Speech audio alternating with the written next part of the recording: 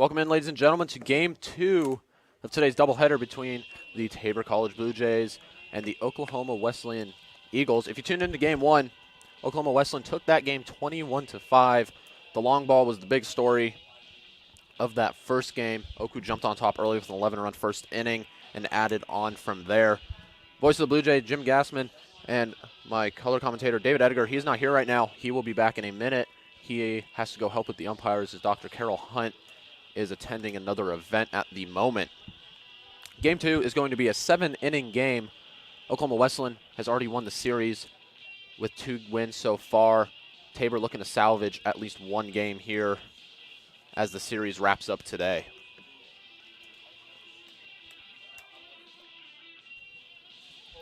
Here's today's workers for the second game. Home plate umpire is going to be Tyler Wilson. First base umpire Darren Begert. Third base umpire Ryan Stork. Scorer and statistician is going to be Lily Arthur. Our public address announcer today is Josiah Ray. Running the music and scoreboard is Aaron Schellenberger. Our sports information director, none other than David Edgar. Running the replay is Riley Ballou Lingstad. Our switcher and producer, Mike Jamison. Running the graphics is also Riley Ballou Lingstad. And once again, your commentary is Jim Gassman and David Edgar. Today's matchup, like I said before, Oklahoma Wesleyan against Tabor College. Oklahoma Wesleyan ranks 7th in the country, 40-5 overall, 25-3 conference record. Kirk Kelly is the head coach of the Eagles in his 3rd season, and the head coach for the Blue Jays is none other than Coach Mark Staniford in his 13th season, 30-15 on the year with a 21-8 record in conference as of right now. Here are today's starting pitchers for the second game. Starting for Oklahoma Wesleyan is going to be Team Hackler, 1-0 on the year with a 2.78 ERA from McAllister, Oklahoma. And the starting pitcher for the Blue Jays is going to be Chris Kaler, 3-3 record on the year with a 7.64 ERA from Tomball, Texas. Here's the starting lineup for the Blue Jays in Game 2. Batting first, designated hitter number 5, Bob Eisenhower. Batting second, playing shortstop number 1, Matt Johnson. Batting third, playing first base, Kelsey Weems. Batting fourth and doing the catching, number 2, Leo Aguilar. Batting fifth and playing center is going to be Tanyan Schaefer. Batting sixth and playing right field is going to be Rudy Vasquez. Batting seventh is going to be third baseman Drake Gerard. Batting eighth, second baseman number 10, Joey Witkowski. Batting ninth is left fielder Brandon Ridgels. And our courtesy runner, Shannon Johnson. A little mix-up compared to Game 1 if you watched. Weems moving over to first base. Josh Jones getting taken out of the lineup for Game 2, and Ridgels is going to get plugged into the outfield now instead.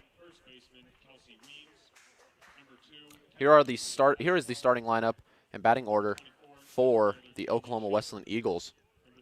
Playing shortstop and batting first, number 11, Hector Manone. Batting second, designated hitter Cody Muncie. Batting third, number 18, left fielder Isaac Worsland. Batting fourth, designated Batting fourth is going to be the first baseman, number 35, Danny Perez. Batting fifth is going to be third baseman Adarius Council. And batting sixth is going to be right fielder number 14, Jesus Rojas. Batting seventh, second baseman number 2, Remy Patry. Batting eighth, catcher number 5, Nick Chavez. And batting ninth is going to be center fielder number 27, Esteferson Milan. We are going to take a quick break. First pitch is coming up right after this.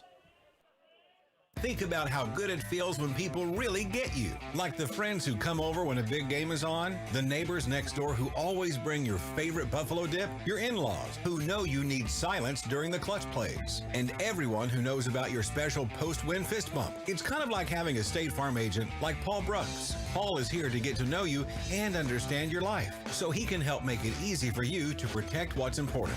Get an agent that gets you and your fist bumps. Call State Farm agent Paul Brooks in Wichita at 316-721-8181.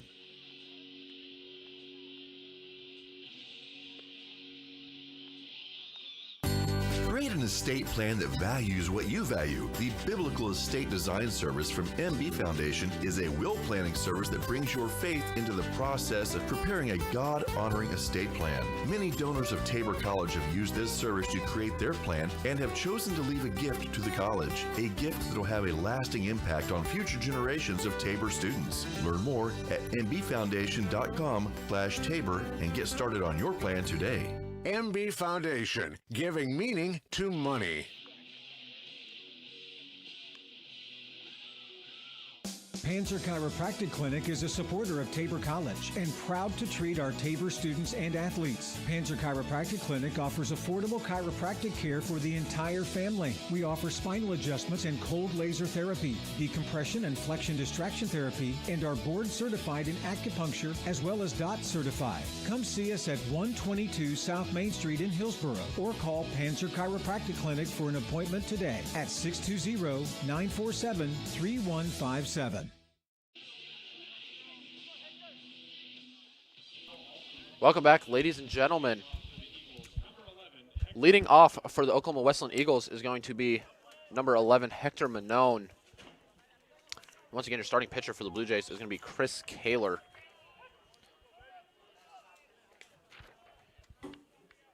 Kaler on the year with a 7.64 ERA, 16 appearances. As the first pitch swinging is Manone, and that one's going to drop in for a single.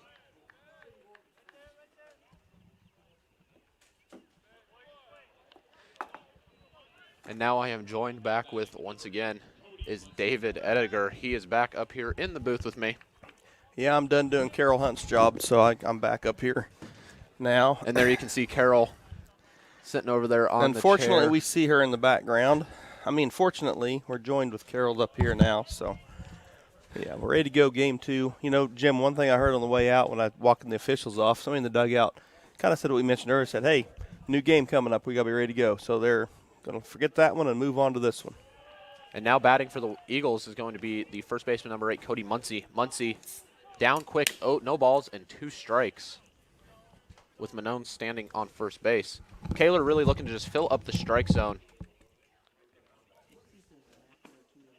That one misses down low for ball 1.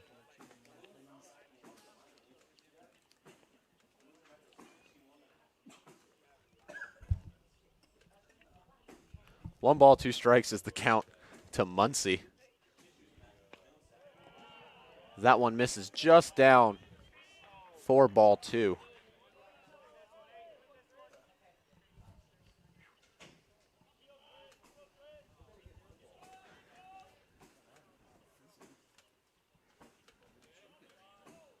As David's having a few technical difficulties over here. 3 balls, 2 strikes.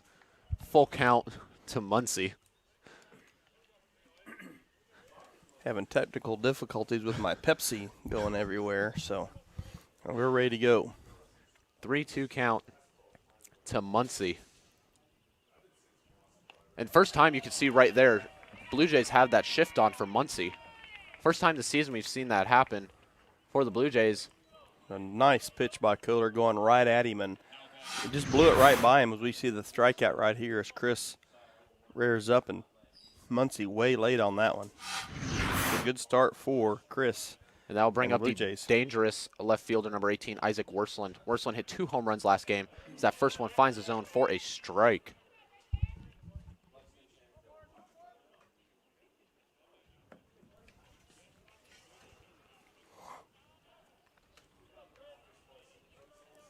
No balls, 1 strike. As Worsland swings through that one very late on that pitch. You know, we're seeing a little bit of a difference in the pitchers here. As, you know, Chris is a lot harder thrower than what they saw the first game. So right now the OKWU batters are a little late.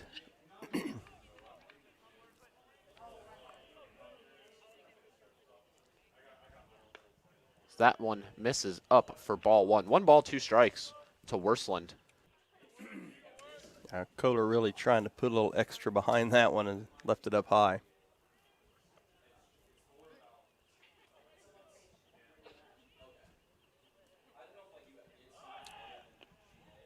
As Manone takes off. Great throw by Aguilar.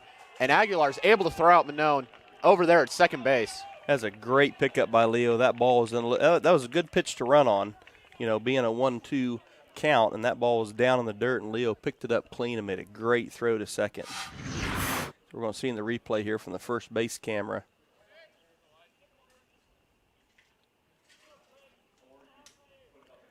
And that's not even close. Good tag by Witkowski. That one is fouled off. Count remains 2 balls, 2 strikes, and there's that thud on our indoor facility once again.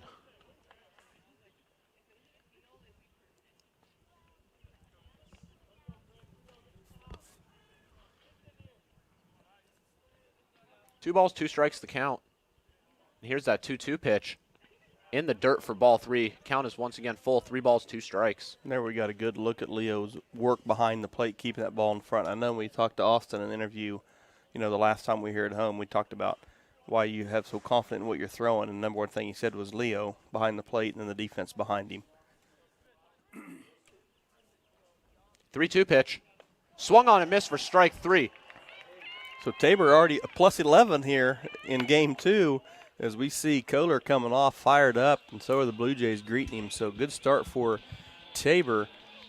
Zeros across the board here just to start. 1 hit, but zeros on the inning to start the game. Since 1962, the Eitzen Agency has specialized in insurance for churches, colleges, and faith-based ministries. As an independent insurance agency representing Brotherhood Mutual and other fine companies, they can find the right policy for you at the best price. For more information, call the Eitzen Agency at 800-375-2553 or go online to EitzenAgency.com. That's EITZEN agency.com. The Eitzen Agency, proudly supporting Tabor College athletics for 3 generations.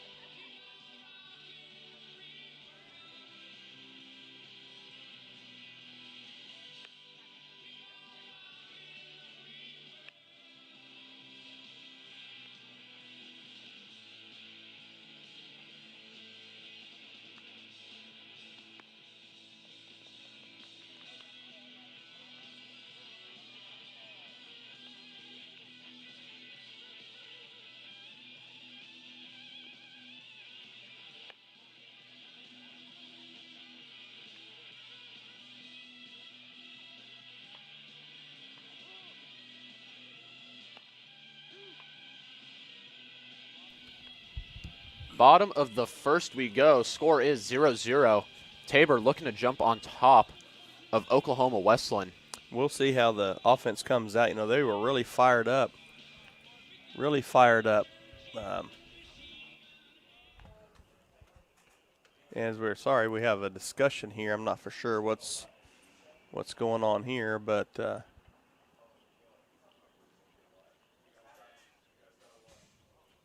we have a discussion here at home plate. We're not sure what that is, but, we'll see how the Blue Jays can respond to a good start. Whatever it is, Stanford's laughing. The other coach and him are both kind of walking away, so I guess we got her settled out. Don't know what happened, but, Eisenhower's going to lead off again, Jim. I talked to him a little bit in the dugout waiting for the officials there when I left you the last day of the last game, and he's a little frustrated right now. He said he just can't bat the way he normally wants to. His hand's getting better, but still it's a difference. Well, and one thing to notice, even though his hand is hurt a little bit, that third baseman not on the grass, not playing in. Interesting to see if maybe he wants to lay down a bunt with his hand, not being able to swing as good as he normally right, can. And I was going to mention that to him because he's very good at laying down the bunt. Because that first one you see, Eisenhower misses 1 ball, no strikes. And he swings through that one for a strike. He started that last year.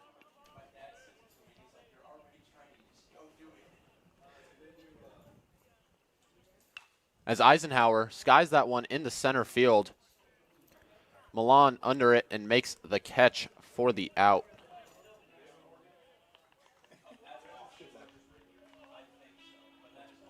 And that'll bring up the shortstop, number 1, Matt Johnson.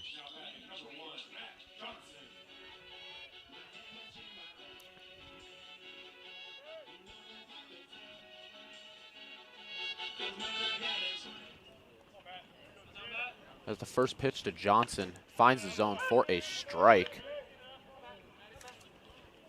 Once again, pitching for the Eagles is going to be Team Hackler, 3.78 ERA, 1 win, no losses.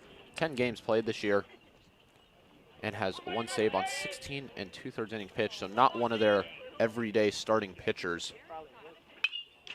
As that one is fouled straight back almost into our camera for strike 2. 1 ball, 2 strikes is the count to Johnson. So it looks as if both teams are throwing more of their bullpen guys, not necessarily closers, but definitely going to more of an opener style strategy than true starting pitchers here in the second game as Johnson grounds out to the shortstop, Manone. Now to bring up now the first baseman, number 8, Kelsey Weems. As we see the replay here of the shortstop, and he's got a really good arm.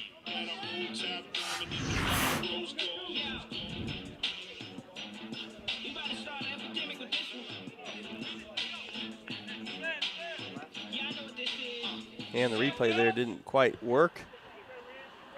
Had a little kink in that, so we'll just go right back to live action as that one sails over the head of Kelsey Weems. Weems, one of the bright spots in the last game, tallying a couple of hits on top of a couple other guys that got in the game. A couple of home runs hit last game for the Blue Jays late there in the 7th. As Weems lines that one down the right field line, that's going to drop fair. Weems is going to get a double easily with his speed.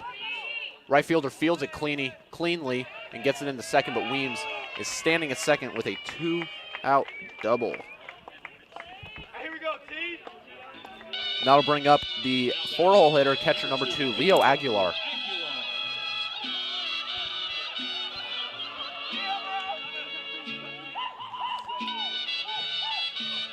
So Weems standing on second with 2 down with Leo up. If we can just find the grass here and get the ball down, we'll be sending Weems across, like you said, with his speed.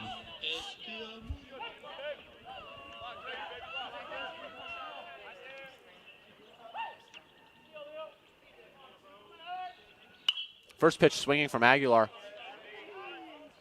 And that one looks like it'll get out of play as Muncie's checking out. And yes, it's out of play as it lands on our roof here, Jim.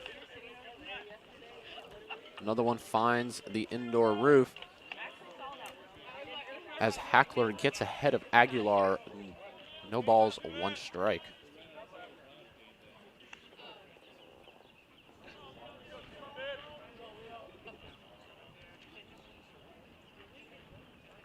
Oh, 1 pitch is looked at for strike number 2. No balls, 2 strikes. Aguilar now having to battle and protect, try and get Weems in or pass it on to Schaefer waiting on deck.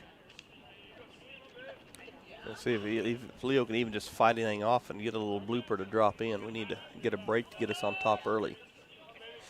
There you see Aguilar shortens up his stance a little bit, lengthens it out, take out that stride. Good play there by their catcher. Keeps Weems a second with that block. Count is 1 ball, 2 strikes to Aguilar. Who's catching for them?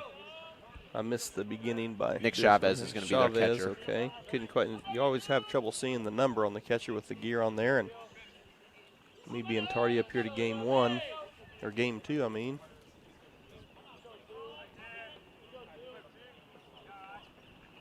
As Aguilar lines that one off of Hackler's foot. And that's going to be a single for Aguilar. So now runners on the corners with 2 down as we see the replay.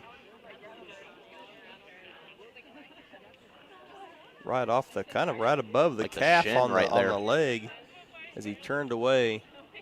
And it's probably good if we show that replay one more time as he's kind of pointing us to the side of his leg.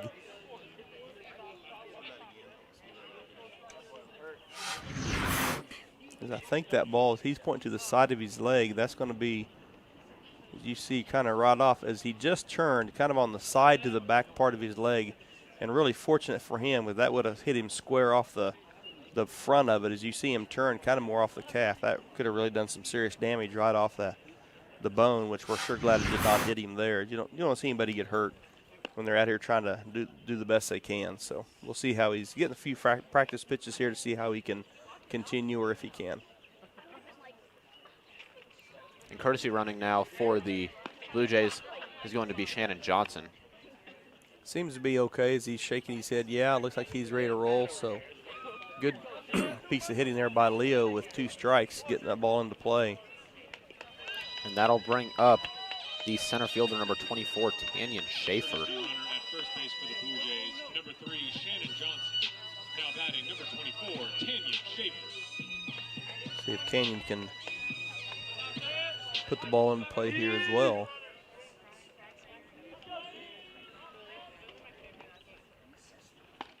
As Schaefer swings through that first one that he sees for strike 1.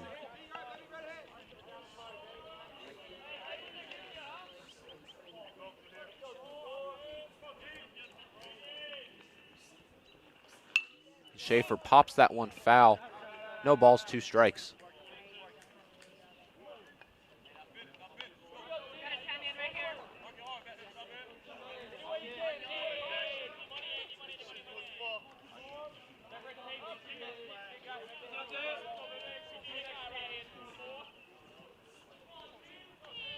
No balls, 2 strikes, the count to Schaefer. As he chops that one. That one's going to be flipped over to first. Blue Jays threaten the bottom half, but the score still remains 0-0 going in the top of the second. There's a new vibe in town. Experience it with our crazy fast internet speeds from our fiber-backed network. Phew, finally, a broadband connection that can keep up with you. Need a customized solution to power your business with phone, internet, or managed services? Say hello to Vive. We're here to simplify your life with technology that works. See how at vivebroadband.com. That's VYVE broadband.com.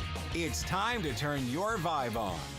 Hillsboro Ford is your local, family-owned and operated full-service Ford dealer, serving Marion County and the surrounding areas. Come and see us at Hillsboro Ford for all of your automotive needs. Whether it's purchasing a new or used vehicle or visiting our well-trusted service department, our staff is committed to give you a top-notch experience. We service every make and model and can handle all service jobs, including tires. We're at 202 South Main Street in downtown Hillsboro and online at hillsborofordks.net. Hillsboro Ford, where service makes the difference.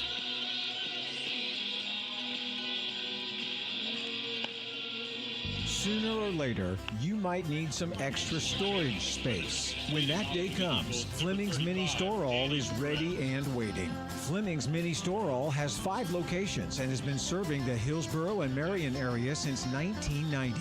They've got a variety of storage size options and can even handle boats and RVs. To learn more, just visit FlemingsMiniStoreAll.com or give them a call at 620-382-5550. Fleming's Mini Store All, the solution for your storage problems. Welcome back. Top of the second we go. Score is 0-0. Kaler still out on the mound. 4-5-6 due up for the Eagles. And the first batter he's going to see is the designated hitter, number 35, Danny Perez. Yeah, Kaler really looking good in inning number 1. Made short work of the Eagles, which has been a chore to do today. Count 1-1 to Perez.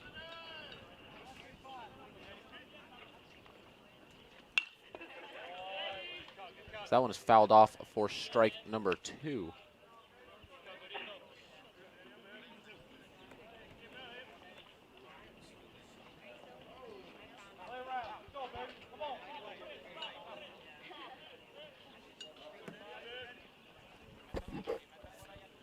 One-two pitch, swung on and missed for strike 3.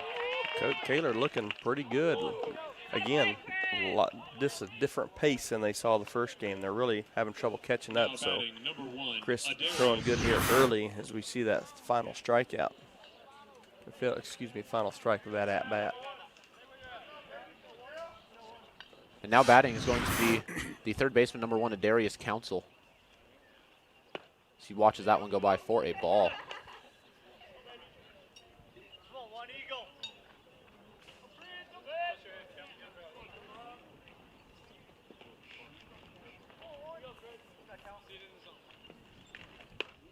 And that one goes by for ball number 2. If you notice, Kaler, even with runners not on base, throwing out of the stretch because he normally comes out of the bullpen. So that's what he is comfortable doing.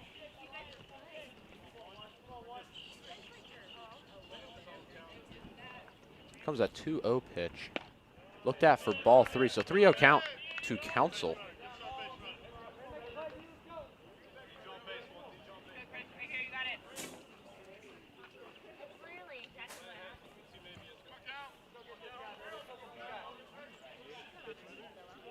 Comes a 3-0 pitch. Looked at for ball 4. So Council works a walk.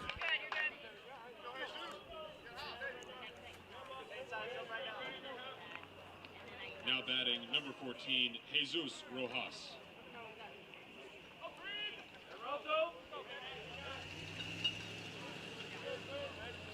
That will now bring up the right fielder, number 14, Jesus Rojas.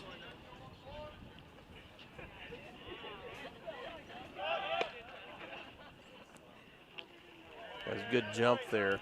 Council takes off. On that first pitch, and Leo didn't really have a chance on that one. Runner on second for the Eagles, 1-0 count to Rojas. That's pretty important to get that runner down there. I mean, not only is he in scoring position, it takes away the double play opportunity for the Blue Jays. Standard double play, I should say. That one is chopped foul for a strike. 1-1 count to Rojas.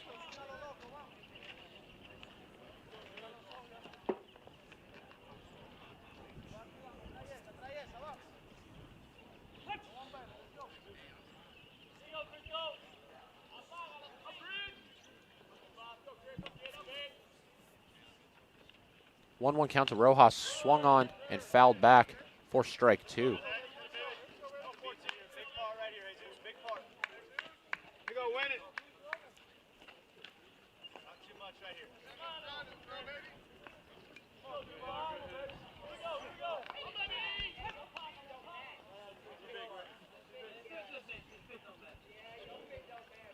One-two count to Rojas. Council standing on second base. As that one is lined into center field. That one's going to drop down. Schaefer's going to come up firing. And they're sending him home. It's going to, Schaefer's throw just a little high. If that would have been down on the money, he would have definitely had him. That is going to be an RBI single for Rojas.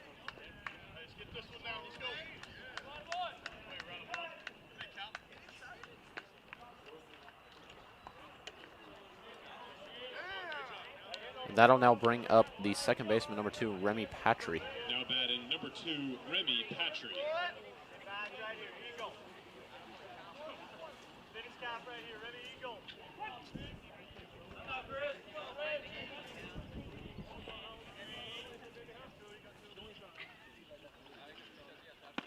So that one is looked at for a strike.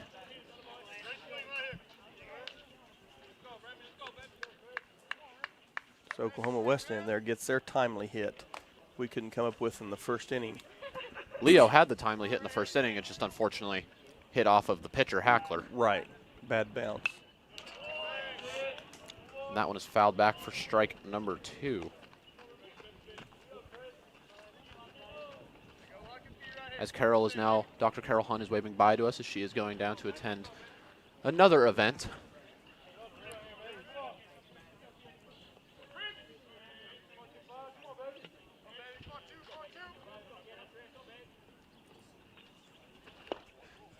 Dr. Carol Hunt going to do her job. Making sure we have nothing terrible happening with the crowd. She's going to make sure everyone stays in check down there.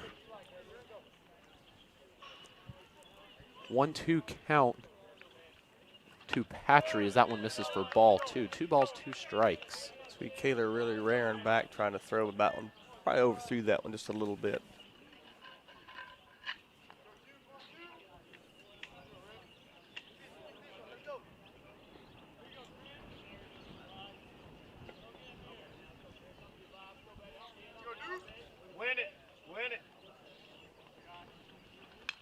That 2-2 pitch is fouled back, so the count still remains 2-2.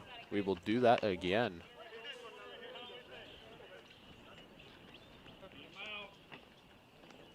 Got a good battle between Kaler and Patry here.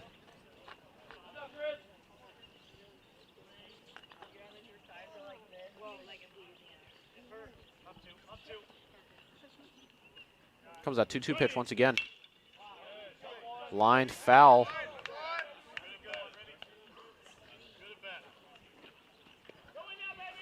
So the count remains 2 balls and 2 strikes.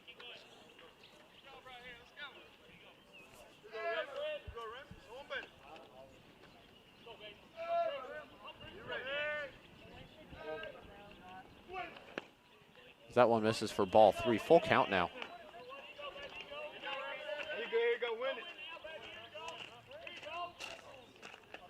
You know, the first game, Jim, we couldn't win these battles on 3-2 counts, so let's see if we can win one here early in game 2, kind of set a tone for us. That 3-2 misses down for ball 4. Not the end of the world. His first base was open. That sets up the double play ball now with the catcher Nick Chavez coming up to bat. Now batting number 5, Nick Chavez.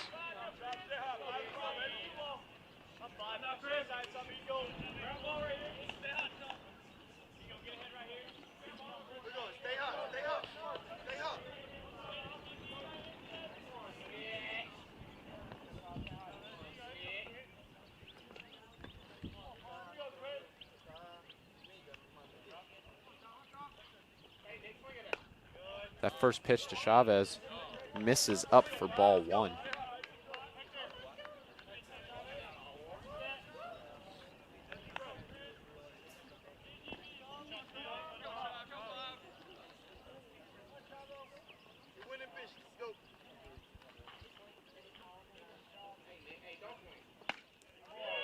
As Kaler able to find the zone there for a strike.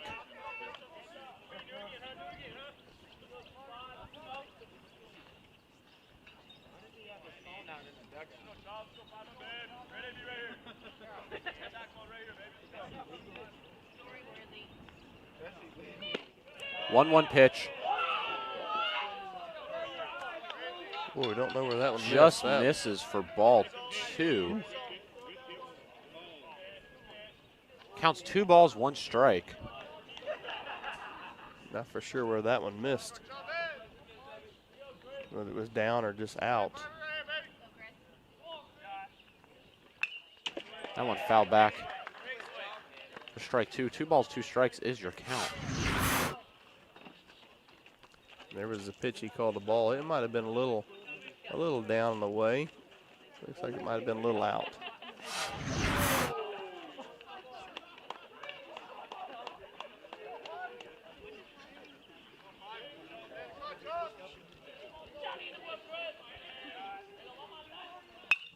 That one lined up the middle, and they will turn the double play ball. Line out to Johnson. Yeah, unconventional type of double play, not typical you'd think of runners on first and second, but heads up play by both Johnson and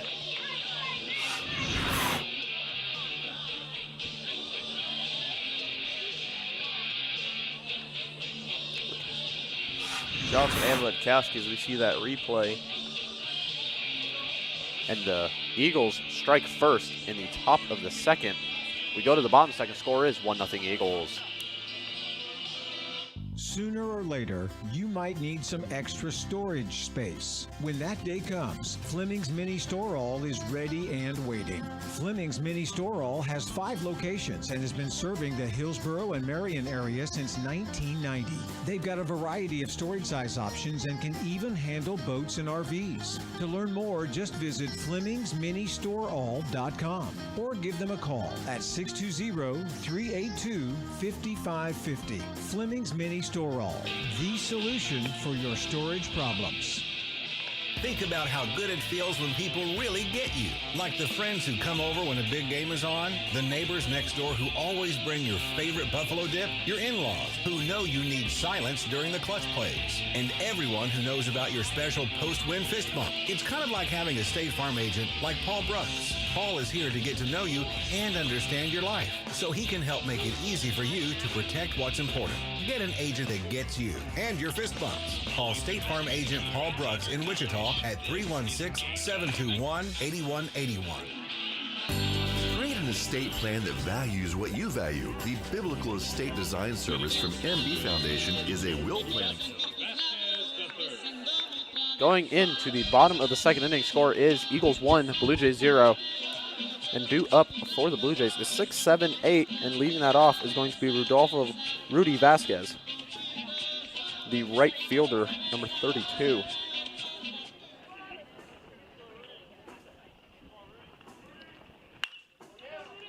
That first one is speared, but the third baseman makes the play for the out.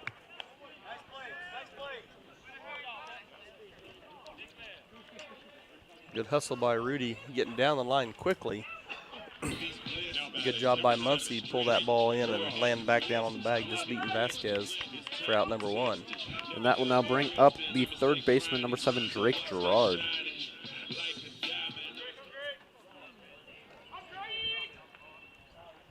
As Gerard shows bunt but pulls back for a ball. Drake most likely not going to bunt. Doesn't have the greatest speed on this Blue Jays roster. He looks at that one for ball 2. A lot of times you do that just to throw the pitcher off a little bit, see what he's going to do.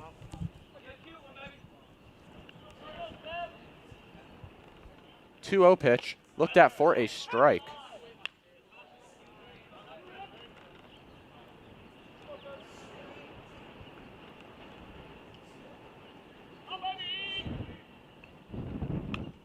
That one is fouled back for strike 2. Count even at 2 balls and 2 strikes. And we got in a little bit on Drake.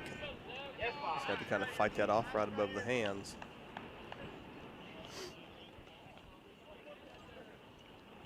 Probably not one he would swing at again if he had to do over.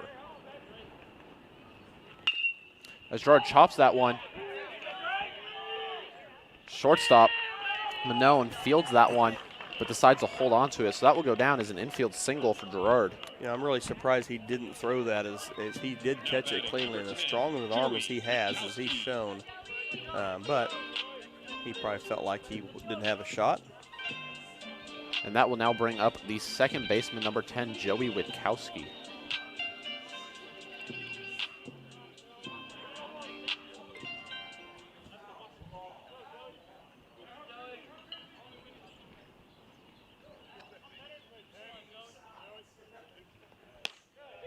As that one misses for a ball to Witkowski. Gerard standing on first, 1 out.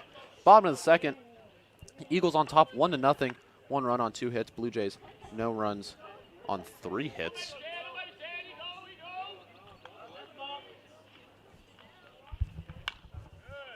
That one is fouled off for a strike.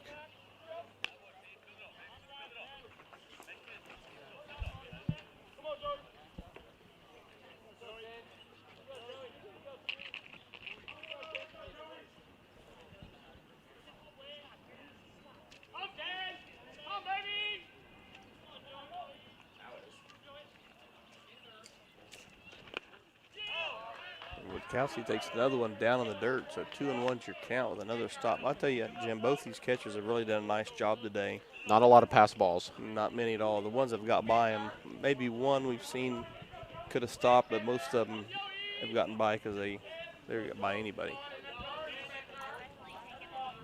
2-1 count to Witkowski, and that one misses. 4-3.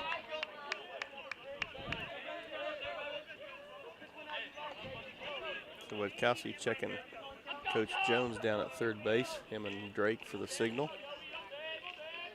Gerard not a huge lead at first base. Comes that 3-1 pitch, and Witkowski lines that one. Take a good look, you won't see it for long. Witkowski lines that one right over the right field wall.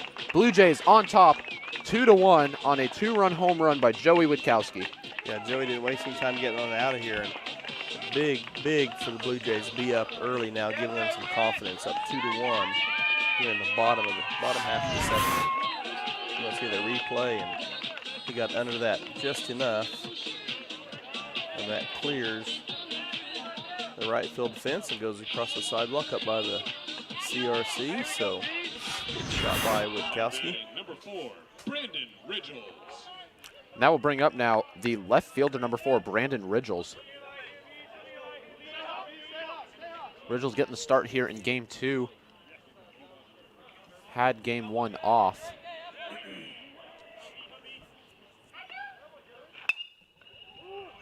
As Ridgels' first pitch swinging, grounds that to the second baseman, Patry, and Ridgels is retired.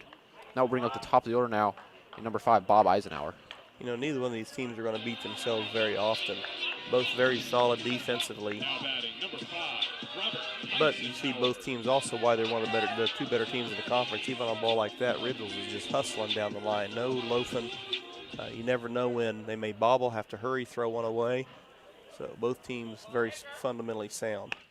As Eisenhower watches that first pitch go by for a ball, did show bunt.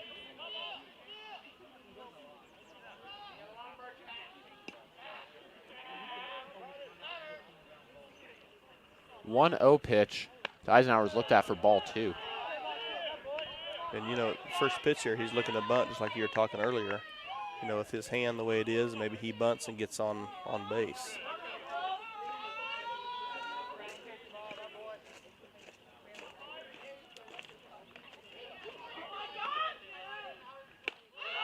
That one is looked at for ball 3, so 3 straight balls to Eisenhower.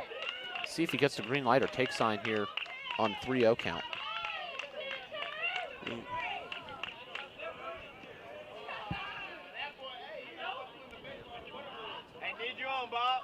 I would assume here he's probably taking it, and he does. You know, especially with his hand the way it is, most times he'll take a 3-0 anyway.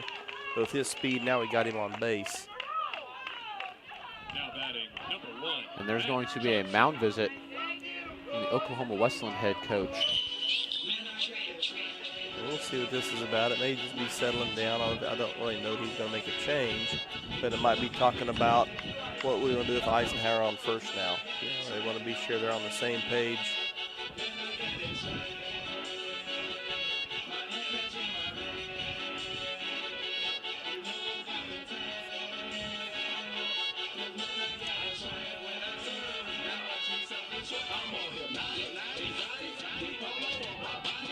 And it looks like they're going to leave Hackler in.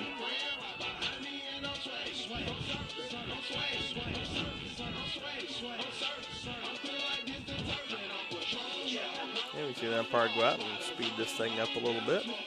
But again, you know, hard telling what that was about. Again, that it very well could have been about what they're going to do with Eisenhower on first base. Just being sure, being aware of him, how they want to pitch here with him on first. Now batting for the Blue Jays is going to be the shortstop, number 1, Matt Johnson. Johnson 0 for 1 in this game with a ground out.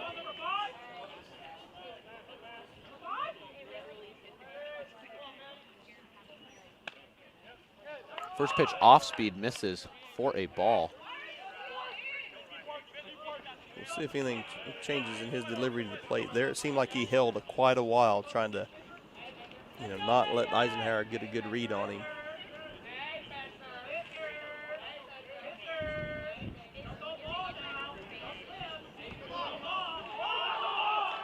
That's a balk. Good job by Eisenhower. Really, there's the speed bothering you. He takes off real hard, stops, forces the balk. Now he's on second. So Eisenhower, we'll see the replay of this as we see right there. He moves that front leg first. Yep, that front leg twitched. And then he stepped off. That's definitely a balk. As Johnson gets under that one. Shortstop drifting back, but he is going to put that one away.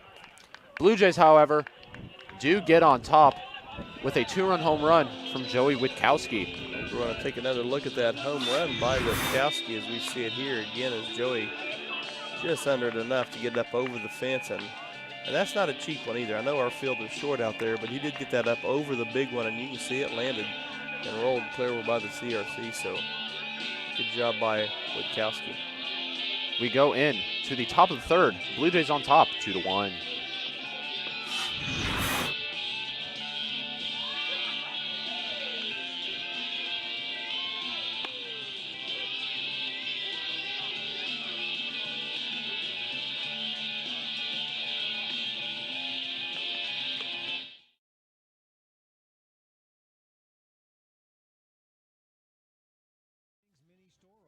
Ready and waiting. Fleming's Mini Store All has 5 locations and has been serving the Hillsborough and Marion area since 1990.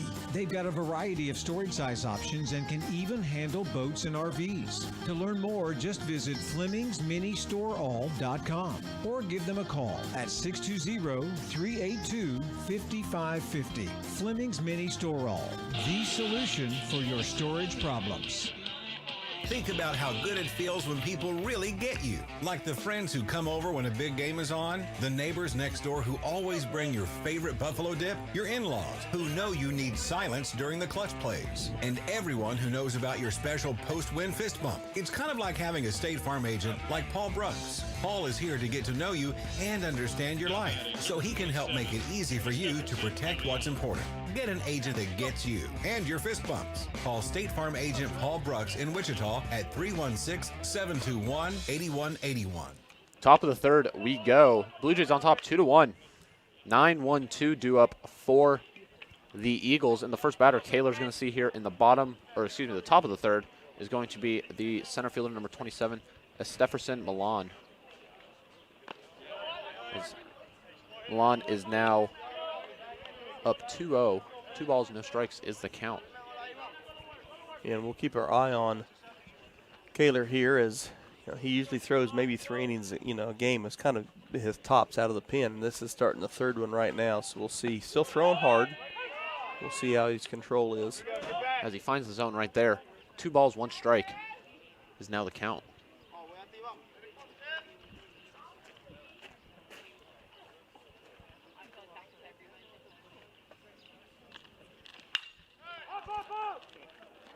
As Malayan gets into that one.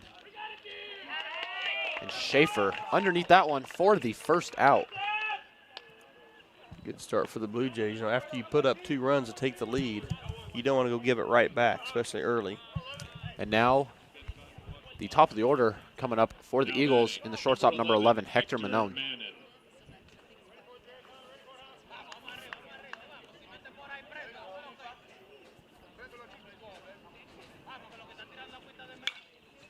Manon swings at that one.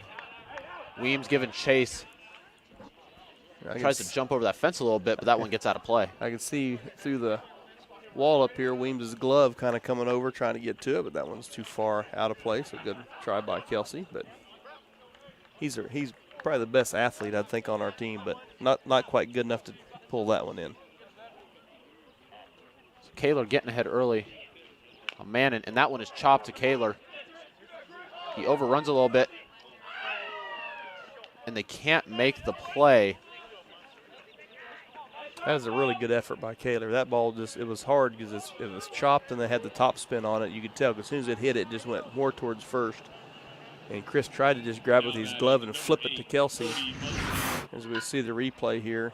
That'll go down. Camera. That'll go down as an infield single. Yep. See, Kaler just made a great effort sliding by. You couldn't quite see there, but he about held up for just a second. So he's about to it, and then when it had that top spin to kick forward, he had to dive and couldn't glove it over to Kelsey. And that now brings up the dangerous first baseman, number 8, Cody Muncy. Muncy 0 for 1 in this game with a strikeout. Muncy swings through that one. Big hack by the big man for a strike. First at bat, he struck him out fastball. There he started him with a little off-speed pitch, and Muncy out in front of it.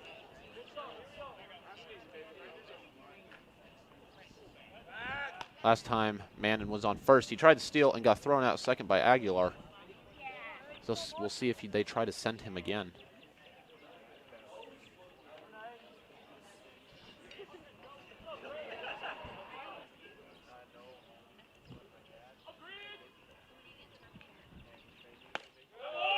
He watches that one go by for strike number 2. 0-2 count to Muncy.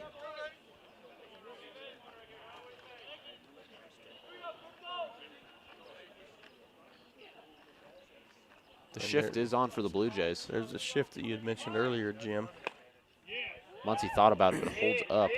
That whole left side of the infield is pretty much given up on that third base side. Gerard, third baseman, is playing over there at shortstop on the shift. Johnson playing behind second, Wachowski in his normal spot. Good camera work by our crew up in the studio. You can see the start here with the backstop camera, and then they shift to the first base so you can see a little closer how close the play is or isn't. That one's fouled back. Count remains 1 ball, 2 strikes. So Muncie's still late on that one. Fouls it off almost straight back, but a little bit more towards his dugout because he's a lefty.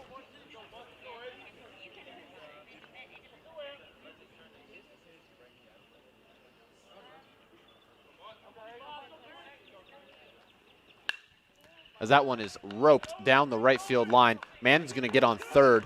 Vasquez comes up firing, keeps Muncie at first. Yeah, Weems couldn't quite get on that one. That was a shot right over his head. Good job by Rudy to get that ball in quickly, keeping runners now at first and third. Still have a double play intact for the Blue Jays. Now batting number 18, Isaac Worsland.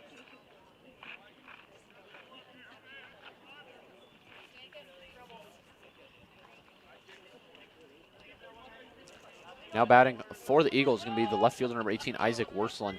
He is 0 for 1 in this game with a strikeout back in the first inning. As he offers that one for a strike.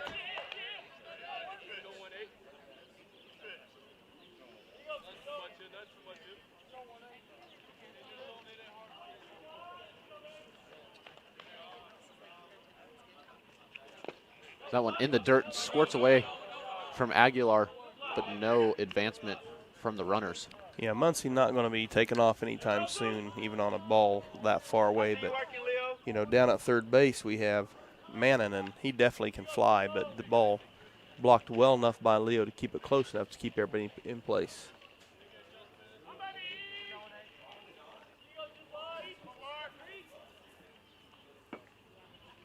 One pitch is looked at for ball 2.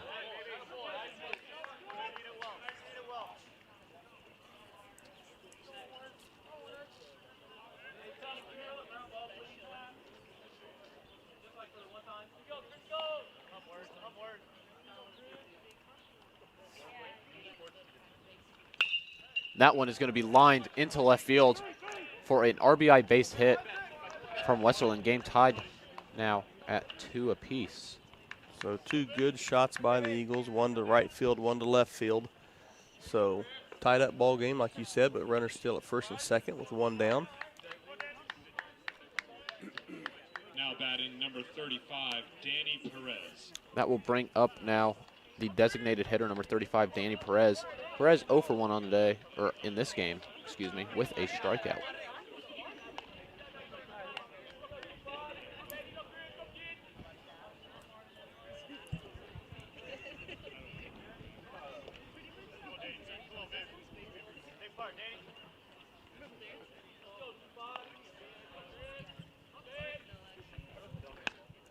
That first pitch to Perez is looked at for a ball. 1 ball, no strikes is the count.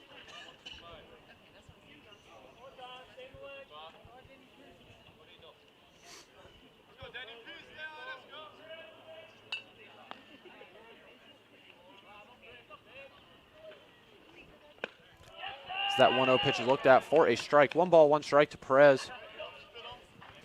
You have Muncie standing at second, Westerland. Excuse me, Worsland over there standing at first with 1 out in the top of the 3rd inning.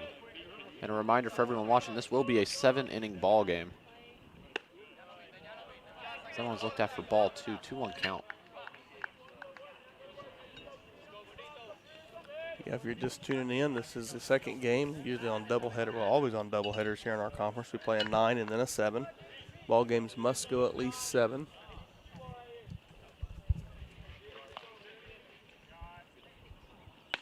So that one is looked at for a ball. 3 balls, 1 strike. That one must have just missed outside.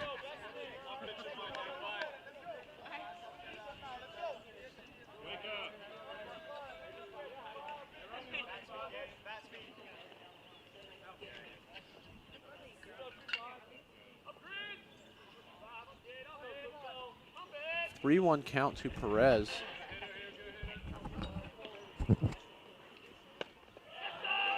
who swings at that one to make the count full at 3-2. He was trying to send that one out of here, wasn't he, Jim? Boy, He was trying to give them a 3-run lead right there. He swung, and that was pretty high pitch to be, but he's trying to send it out of here.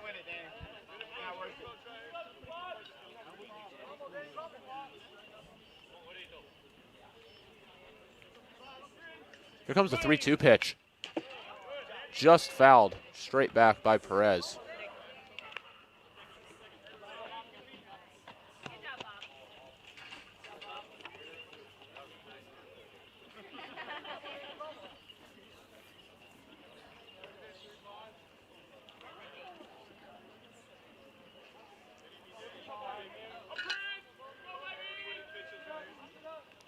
Once again, the 3-2 pitch is in the dirt for ball 4, so the base is now loaded for the Eagles. Yeah, Kaler's starting to labor a little bit more this inning, especially as this one wears along. Again, he's about a 2-3 inning type of guy probably, and now Stanford's going to come out and see how he's feeling, check on him. We'll see if he makes a change. We'll be back in a minute. Create an estate plan that values what you value. The Biblical Estate Design Service from MB Foundation is a will planning service that brings your faith into the process of preparing a God-honoring estate plan. Many donors of Tabor College have used this service to create their plan and have chosen to leave a gift to the college, a gift that will have a lasting impact on future generations of Tabor students. Learn more at mbfoundation.com/Tabor and get started on your plan today. MB Foundation, giving meaning to money.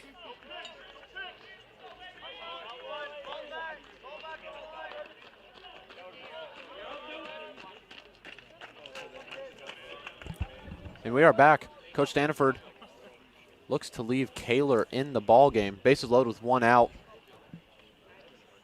And the 5-hole hitter, third baseman number 1, Adarius Council, coming up to bat. His first at-bat in this game, he walked back in the 2nd inning. If ever there was a time for a ground ball double play, right here would be it.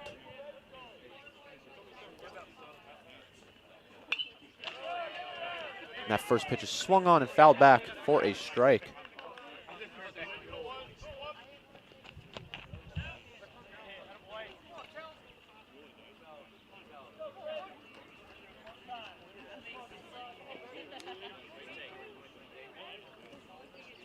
No balls, 1 strike the count.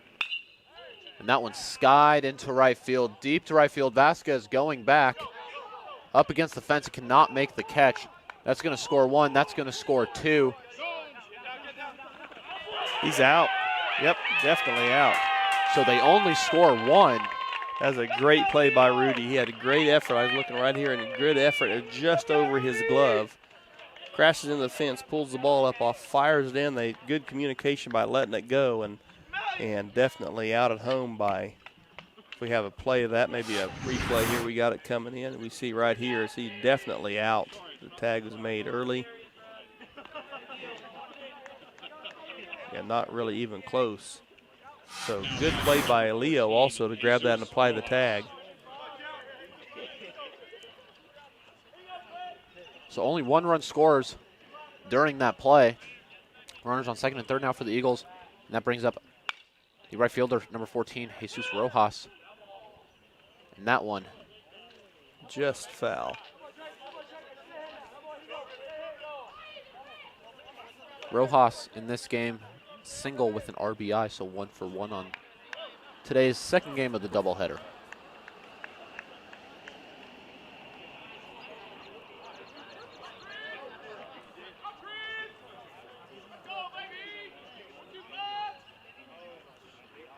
That one is popped up. Aguilar going back on it. Yeah, up close and personal with one of our fans. That's Marvin Ratzliff, sponsored of our dugout down below us. So Marvin, I'm glad he's out here, and Leo and him had a few smiles maybe.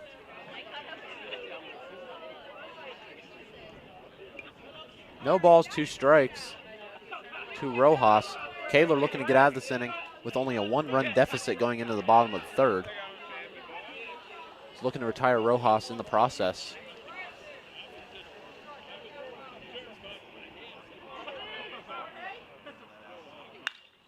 as Rojas got all of that one, and that one is going to land on the tennis courts, and all of a sudden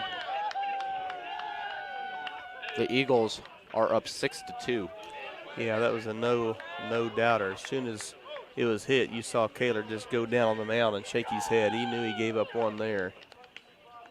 The 2-strike pitch cut a little too much of the plate. So, but like we said, you gotta have a short memory. You got to come back. He's going to have to throw here to Patry, and let's see if we get this last out and get the dugout and get our bats going. Now batting number And that'll 2, bring up Remy the second baseman, number 2, Remy Patry. Patry in this game has not registered an at-bat. He walked back in the second inning as he shows bunt. That one misses down for a ball.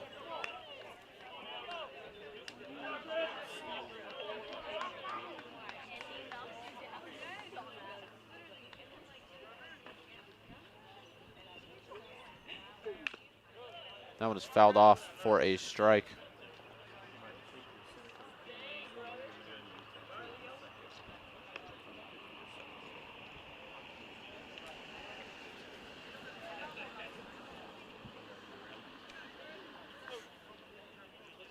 See a little bit of action there in the bullpen as it looks like Jacob Speedia getting warmed. Jacob Expeda is getting ready to throw, maybe for the Blue Jays. If you're just joining us here in game 2, we talked about in the first game how this was going to be a complete bullpen effort today from the Blue Jays, as that one is going to be lined down the right field line. As Vasquez fires it in the second. Good play again by Patry. Rudy, getting that ball in quickly. But Patry standing there with a double as that one hit over the head of Weems. He couldn't quite get there. Coach Standiford coming out. That will be the end of the day for Chris Kaler. Goes 2 2/3, 6 runs, allowed 8 hits. And that will bring in Jacob Espedia, also known as Big Jake. We will be right back right after this. Panzer Chiropractic Clinic is a supporter of Tabor College and proud to treat our Tabor students and athletes. Panzer Chiropractic Clinic offers affordable chiropractic care for the entire family. We offer spinal adjustments and cold laser therapy, decompression and flexion distraction therapy, and are board certified in acupuncture as well as DOT certified. Come see us at 122 South Main Street in Hillsboro or call Panzer Chiropractic Clinic for an appointment today at 620-947-3157. Since 1962, the Eitzen Agency has specialized in insurance for churches, colleges, and faith-based ministries. As an independent insurance agency representing Brotherhood Mutual and other fine companies, they can find the right policy for you at the best price. For more information, call the Eitzen Agency at 800-375-2553 or go online to EitzenAgency.com. That's EITZEN agency.com. The Eitzen Agency, proudly supporting Tabor College athletics for 3 generations. There's a new vibe in town. Experience it with our crazy fast internet speeds from our FiberBax network. Phew, finally, a broadband connection that can keep up with you. Need a customized solution to power your business with phone, internet, or managed services? Say hello to Vive. We're here to simplify your life with technology that works. See how at vivebroadband.com. That's VYVE broadband.com. It's time to turn your Vive on. Hillsboro Ford is your local, family-owned and operated full-service Ford dealer, serving Marion County and the surrounding areas. Come and see us at Hillsboro Ford for all of your automotive needs. Whether it's purchasing a new or used vehicle or visiting our well-trusted service department, our staff is committed to give you a top-notch experience. We service every make and model and can handle all service jobs, including tires. We're at 202 South Main Street in downtown Hillsboro and online at hillsborofordks.net. Hillsboro Ford, where service makes the difference.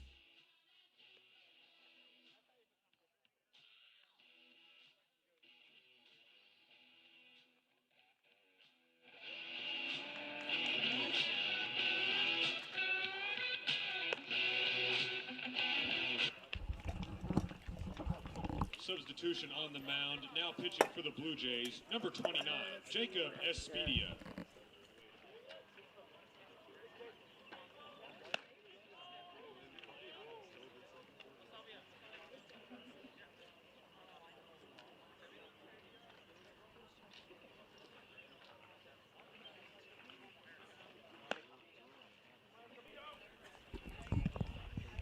Coming back to you here in the top of the third. Eagles on top 6-2.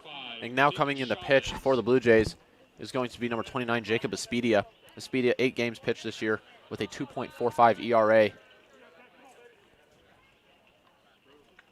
Big Jake, as they call him, only possesses a couple of pitches. Has a very hard and heavy fastball, however.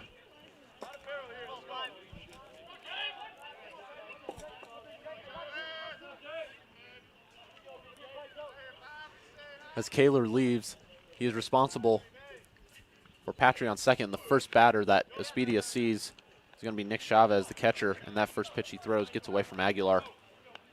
So Patry moving up to second base.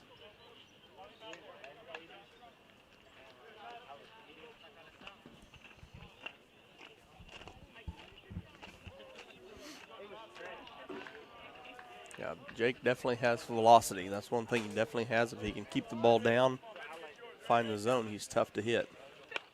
That one misses up for ball 2.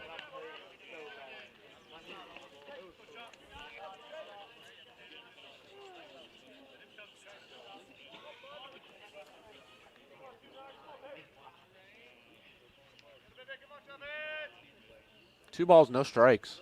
And that one finds zone for a strike. Count is now 2-1 to Chavez.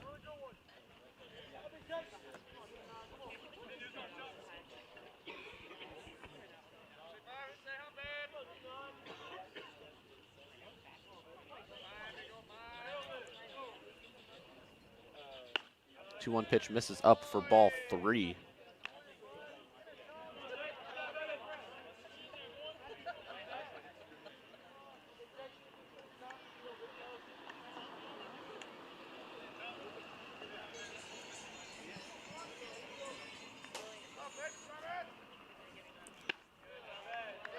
The 3-1 pitch misses up for ball 4. And now we'll bring up Stefferson Milan, who already hit in this third inning. That's we're really critical for Blue Jays to get out of this without any more runs.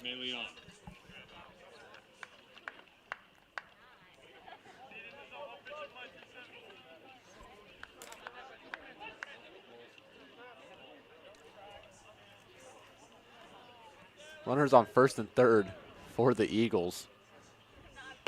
And that one misses up as well.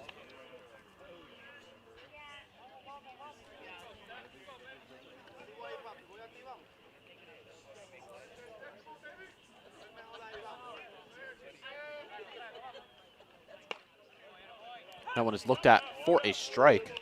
That's one ball, one strike. Almost identical to the pitch before. It must have been just a tad lower.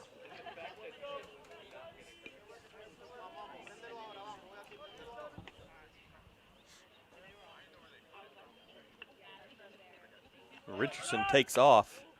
Aguilar, pump fake, no throw, willing to give up second base there. You know, Jake, when he does find the zone like that, he's not easy to steal on because he gets the ball to the plate so fast. But with a runner on third, normally, number one, he may not have run there, but Leo probably would have had a good chance to throw him out. With a runner on third, they didn't want a chance to throw it into the outfield. That one is looked at for ball 2. Jake throwing really hard. You can hear it popping. Aguilar's glove. 2-2 count to Milan.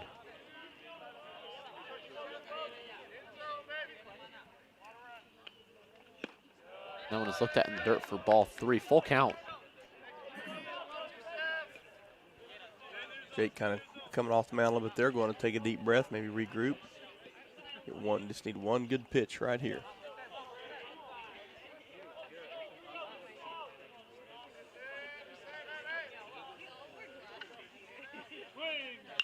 That one is skied up. Weems calling for it immediately. Now Witkowski looks like he's taking over. Yep, then Witkowski. And you can see the flag is blowing that way, so good job, though, by Big Jake to come in, hold the damage to where it was. So we'll be back with you after this. Blue Jays down 6-2. Sooner or later, you might need some extra storage space. When that day comes, Fleming's Mini Store All is ready and waiting. Fleming's Mini Store All has 5 locations and has been serving the Hillsborough and Marion area since 1990. They've got a variety of storage size options and can even handle boats and RVs. To learn more, just visit FlemingsMiniStoreAll.com or give them a call at 620-382-5550. Fleming's Mini Store All, the solution for your storage problems. Think about how good it feels when people really get you. Like the friends who come over when a big game is on, the neighbors next door who always bring your favorite buffalo dip, your in-laws who know you need silence during the clutch plays, and everyone who knows about your special post-win fist bump. It's kind of like having a State Farm agent like Paul Brooks. Paul is here to get to know you and understand your life, so he can help make it easy for you to protect what's important. Get an agent that gets you and your fist bumps. Call State Farm agent Paul Brooks in Wichita at 316-721-8181.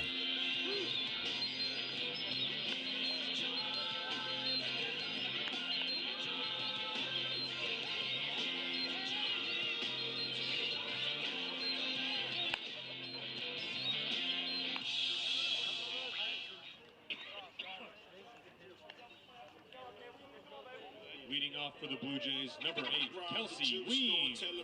Welcome to the bottom of the third. Eagles on top 6-2. Scored 5 runs in the top of the third. Bottom of the third you go. We got 3-4-5 due up for the Blue Jays. And leading off is going to be the first baseman, number 8, Kelsey Weems. Weems in this game 1 for 1 with a double back in the first inning as he looks at that first one for a ball.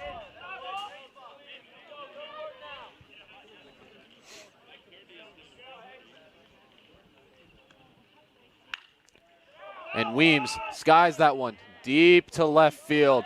Take a good look. You won't see it for long. Solo home run from Kelsey Weems. Puts the Blue Jays only down 3.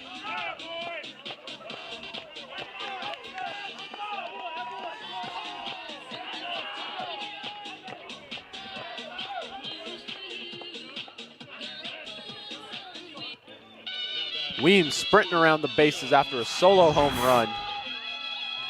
And there you can see Weems knew it immediately. And that'll bring up now the catcher, number 2, Leo Aguilar. As that first one he sees, he fouls out of play.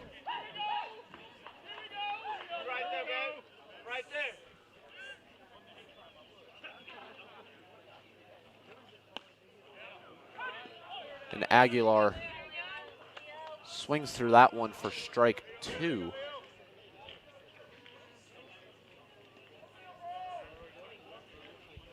Oh, 2 pitch to Aguilar is looked at for a ball.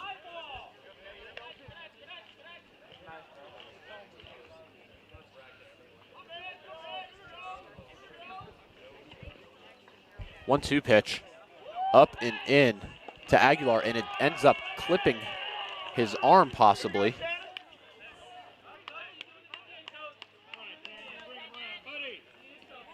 Now batting number 24. Now bringing Shannon Johnson to be the courtesy runner. Let's see if we can see exactly where that hit Aguilar. And it looks like it might have clipped him right off of his elbow guard.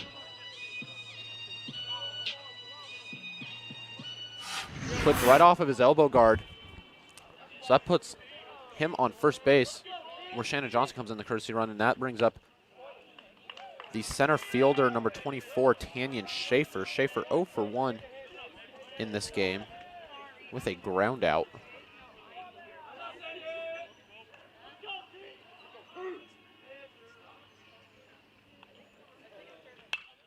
Schaefer fouls that one over to the soccer fields.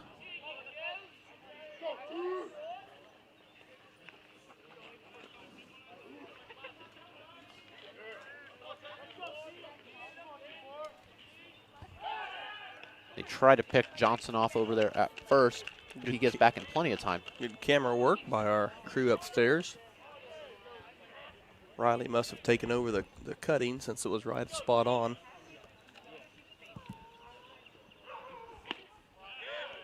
And that one finds the zone for strike 2.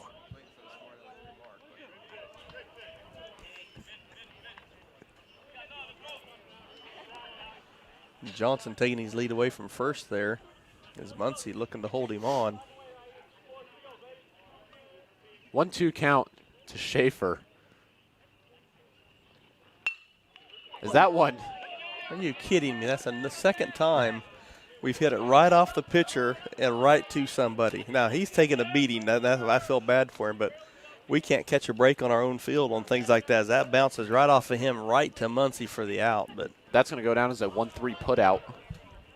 He's kind of grimacing a little bit there. If we have a replay of that again, we definitely don't want anybody to get hurt. We're glad he's still moving around okay there on the mound. Just Tabor, bad luck as Schaefer just rifles that. But it's off that same leg. It's off his right leg. You can see he's a little frustrated. I know you can't try to hit people like that. It's just what happens, and I know he understands that as a pitcher.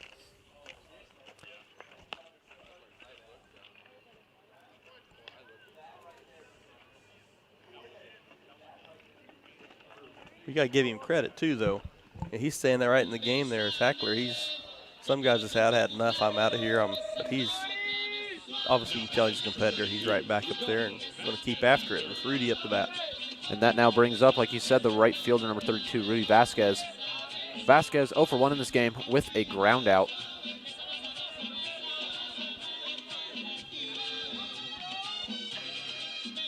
Tackler definitely going to need some ice after the game for the ride home tonight, though, to OKWU to keep those couple of bags, keep those bruises in As check. Vasquez skies that one to center field. Center fielder camped under it. Johnson tagging at second, and he takes off to third, and he will be in there. A good job by Shannon. Good piece of base running there. Immediately tagging up, waited till the ball caught, and strong arm, just a little off the mark there. And that'll bring up now the third baseman, number 7, Drake Gerard. Well, the key thing there, too, is moving him down again now. Wild pitch. Shannon does a nice job on the bases, got speed, reads pitches pretty well. So if you find one that does get past the catcher, look for him to head home. Gerard 1 for 1 in this game with a single back in that second inning. He watches that first one go by for a strike.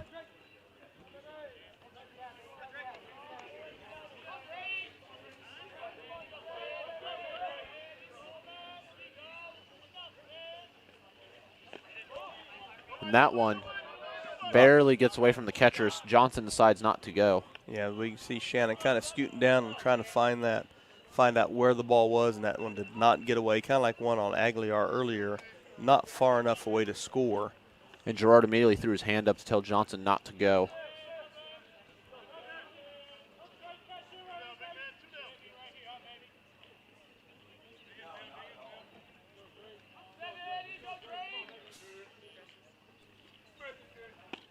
As Gerard chases that one down for strike 2.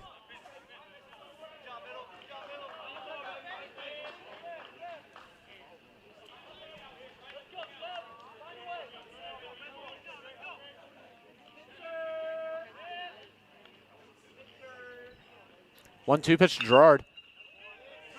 And he skies that one to center field, but the center fielder's going to make the catch. Blue Jays score 1 on solo home run by Kelsey Weems. We go into the top of the 4th. Score is 6-3 Eagles.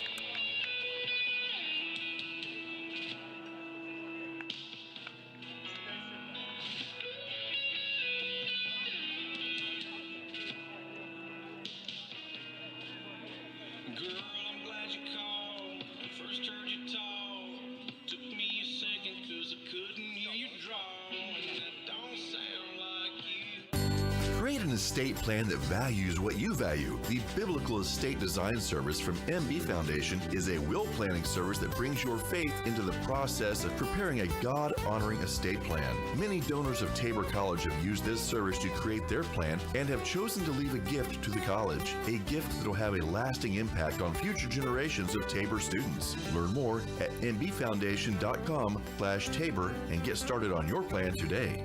MB Foundation, giving meaning to money. Panzer Chiropractic Clinic is a supporter of Tabor College and proud to treat our Tabor students and athletes. Panzer Chiropractic Clinic offers affordable chiropractic care for the entire family. We offer spinal adjustments and cold laser therapy, decompression and flexion distraction therapy, and are board certified in acupuncture as well as DOT certified. Come see us at 122 South Main Street in Hillsboro or call Panzer Chiropractic Clinic for an appointment today at 620-947-3157. Back with you here at Tabor College as Jake is back on the mound for second inning of work. We like to have a lot of fun here at Tabor. We're doing the games, and if you just joined us, we have a multi-camera system. There's our wisecrackers up in the studio putting us on here again, but Mike Jamison, our golf coach, is our producer today. He's cutting everything together. Riley Blue Lingstad, our sports information GA, is bringing you all the replays, and all the graphics are brought to you by the man himself, Noah Brown IV. He's one of our basketball players. He's an outstanding young man up there in the studio working for us today here in game 2. First batter that big Jacob Espedia is going to see here in the fourth is going to be the shortstop Hector Manone. I tell you what, he took a swing at that and about ended up in our dugout, if you saw that on the camera or not. But he was, you don't have to swing real hard when the pitch is coming as hard as Jake throws it, but he was trying to do something with that. 0-1 pitch to Mannon, and he lays down the bunt. Gerard comes up firing, makes a great play at first. Great play by Drake there at third, hustled in, and good job by Kelsey there at first base. And as we see the replay here, Drake immediately charging, gloves it, changes it cleanly, and Kelsey holds on to it for the out there at first. So good way to start the inning, getting a guy out with Muncie up at the plate. That'll bring up the first base number 8, Cody Muncie. Muncie 1 for 2 in this game with a single and a strikeout. As that first pitch to him misses for a ball.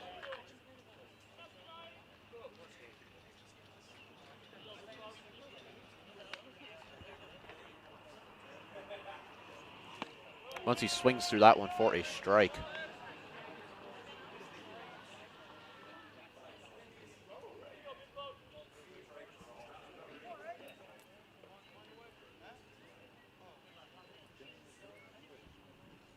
One pitch, fouled off for strike number 2.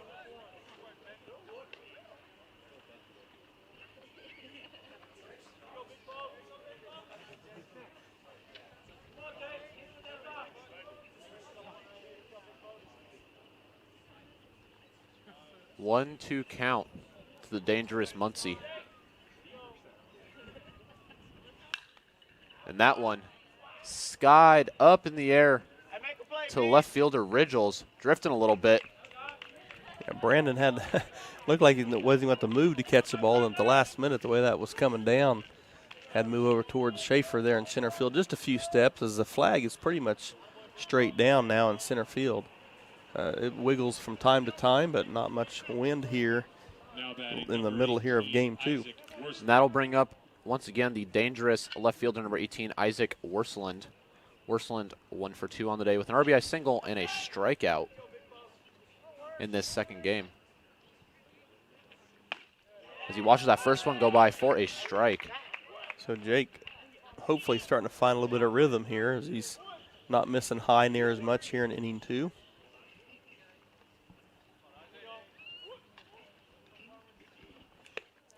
That one just misses for ball 1. 1-1 count.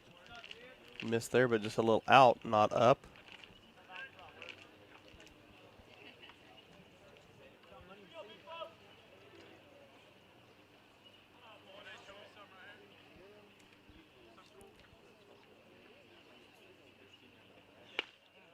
That one misses for ball 2. 2-1 count to Worsland.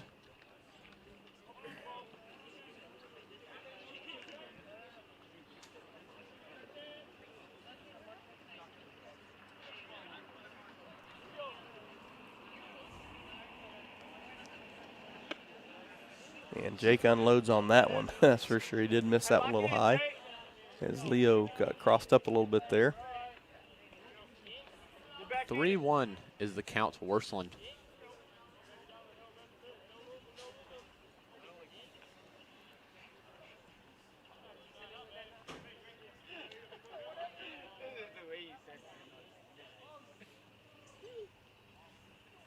3-1 pitch finds the zone for strike 2. Runs the count full. 3 balls and 2 strikes.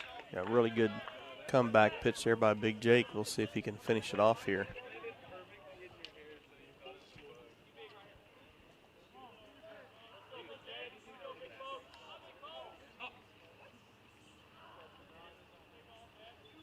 Three-two pitch. Misses up for ball 4. Jake unhappy with himself, just left that one up. A good location as far as across the plate, but just left that up in the zone. So issued the free pass to Ursland. And that will now bring up the designated hitter number 35, Danny Perez.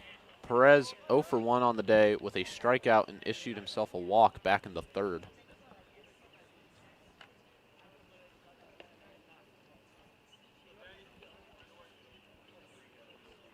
That one is looked at for ball 1.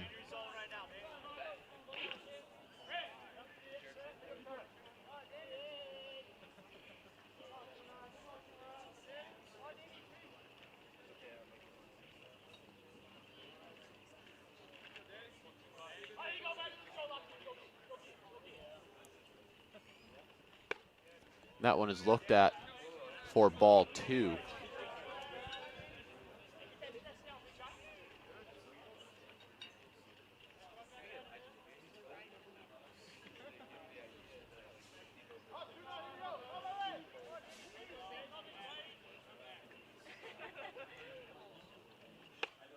That one misses for ball 3. 3-0 count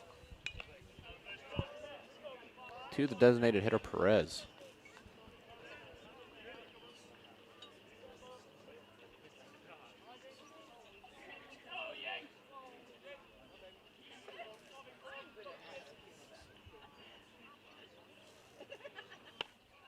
And that one misses for ball 4. So back-to-back walks issued by Espedia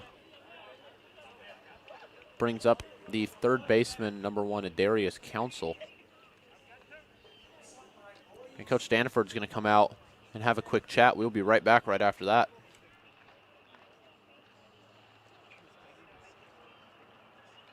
Since 1962, the Eitzen Agency has specialized in insurance for churches, colleges, and faith-based ministries. As an independent insurance agency representing Brotherhood Mutual and other fine companies, they can find the right policy for you at the best price. For more information, call the Eitzen Agency at 800-375-2553 or go online to eitzenagency.com. That's EITZEN agency.com. The Eitzen Agency, proudly supporting Tabor College athletics for 3 generations.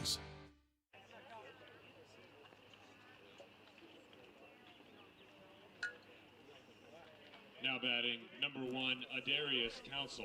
Coach Stanford leaving Big Jake Espedia in, try and finish out this inning. Runners on 1st and 2nd for the Eagles after issuing back-to-back walks. And the 3rd baseman, number 1, Adarius Council, up to bat, who is 1 for 1 in this game with a RBI double and a walk. That one is looked at for a ball.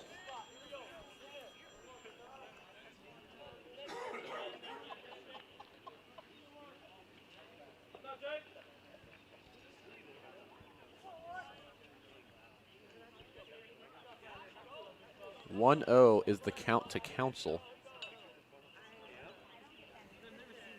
As he watches that one go by for ball 2.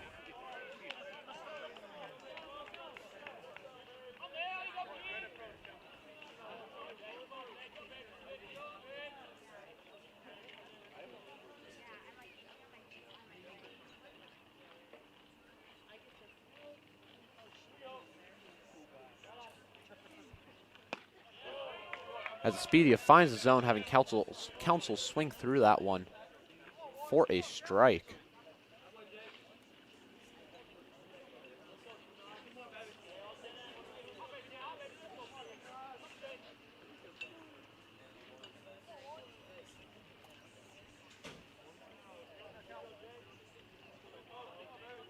Two one finds the zone for strike number 2.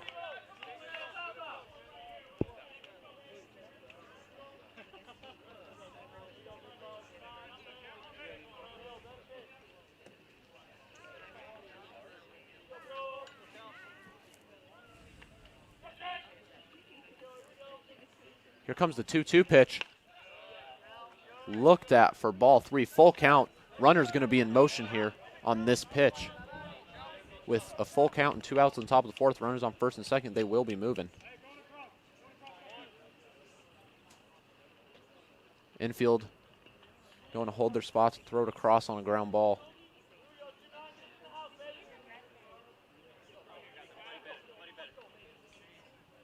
Comes the 3-2 pitch. Fouled back. And we will do it again.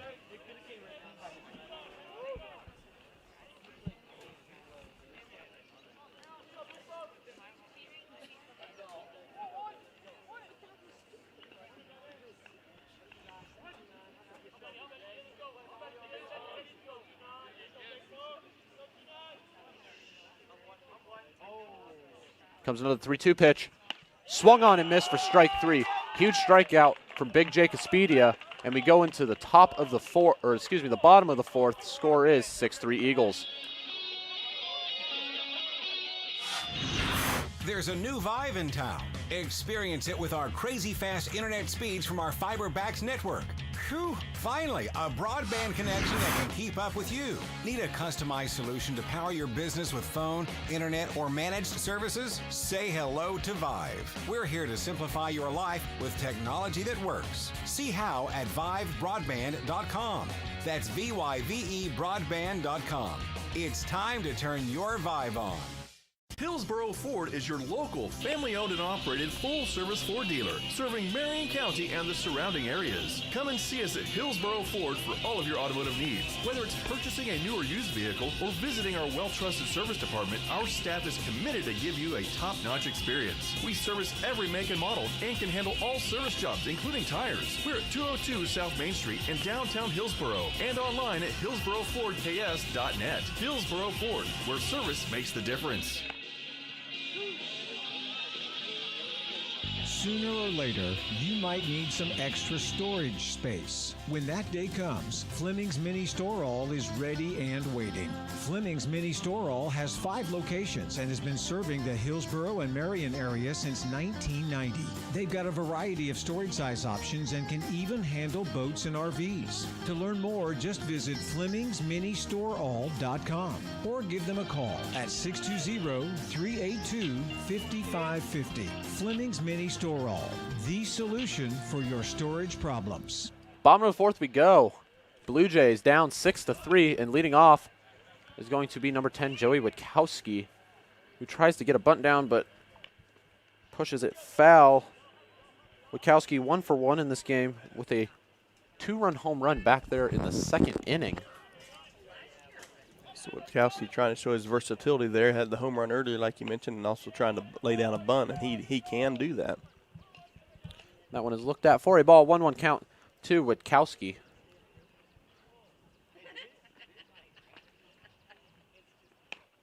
That one misses just outside for ball 2.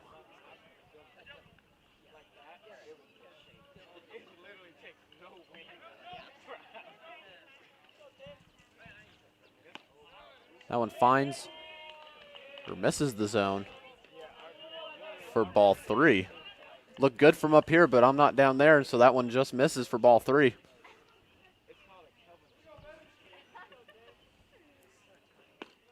And Witkowski works a walk. Yeah, the Blue Jays need the base runners anyway they can get them, and Witkowski, a nice job after fouling off that first bunt attempt. Good set of lids, puts him down on first base as he's down there talking with Coach Poole about what they're going to try to get done here. And that brings up the left fielder, number 4, Brandon Ridgels. Ridgels 0 for 1 on the day with a ground out back in the 2nd.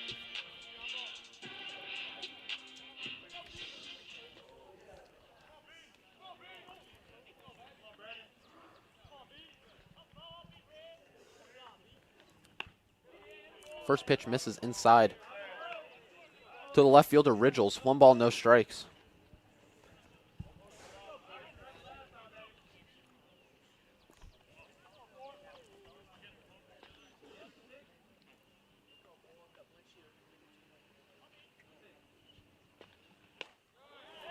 That one misses up for a ball. 2-0. A little action down there in the Oklahoma Wesleyan bullpen. And another mound visit coming from their coach.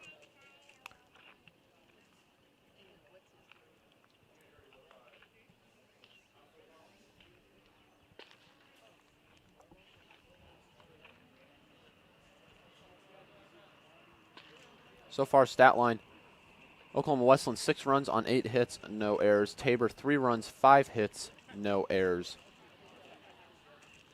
In the bottom of the 4th, 2-0 counts to left fielder Ridgels, with Witkowski standing on first with no outs.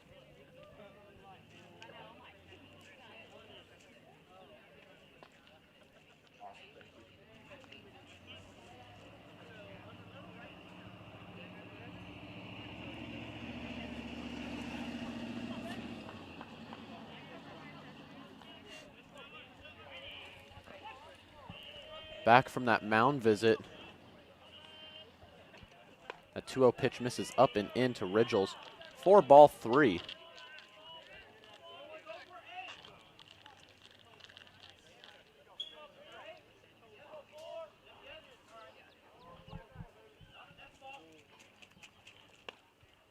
That one misses for ball 4. So back-to-back walks issued by Hackler.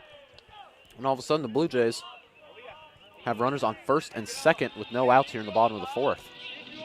It'll be interesting to see what we do with Eisenhower. As he, showed a bunt earlier. Will he bunt here with no out, trying to put the runners up, both of them into scoring position? I feel like part of that will kind of depend, see where Oklahoma Wesleyan lines up defensively. As we can see, the third baseman now playing on the grass.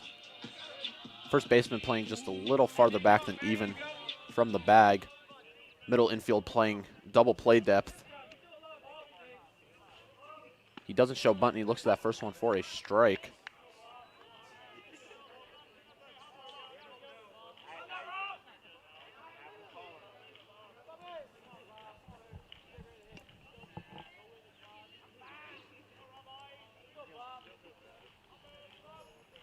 Oh, 1 count to Eisenhower with Witkowski on second, Ridgels on first, as Eisenhower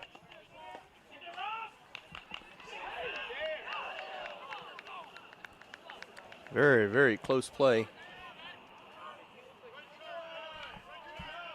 As Eisenhower hits into a double play there. Maybe we can get a replay of that, how close that was. We saw a very close play there at second base as Ridgels.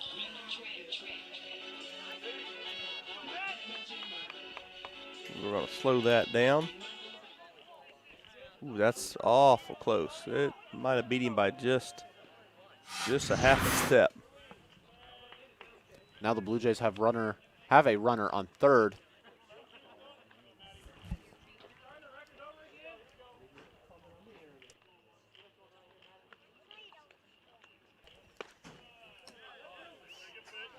Johnson takes ball 2 as that one's a little inside, just across the letters.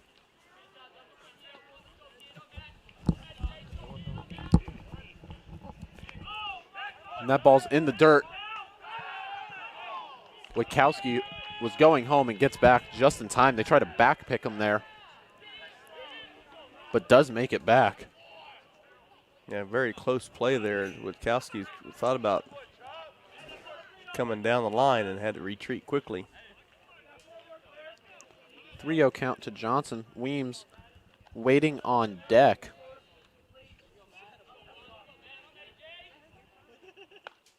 And that will be ball 4 for Johnson. Johnson able to work a walk. 3 walks issued so far by Hackler in the bottom of the 4th. Yeah, Hackler not happy at all. I couldn't see how close the pitch was. I don't know if he's happy with the call or just probably not himself, as walked another batter as was not happy with himself. He kind of swipes his hat against the ground, but now he's going to have to regroup and face Weems with runners on the corners and 2 down. Weems already has a home run today and a double in this game. Double came back in the first inning. Solo home run back in the 3rd.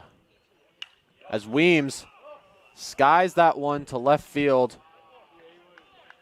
But the left fielder's going to get under that for the 3rd out. Blue Jays threaten but can't push any across going into the 5th. Score is 6-3 Eagles.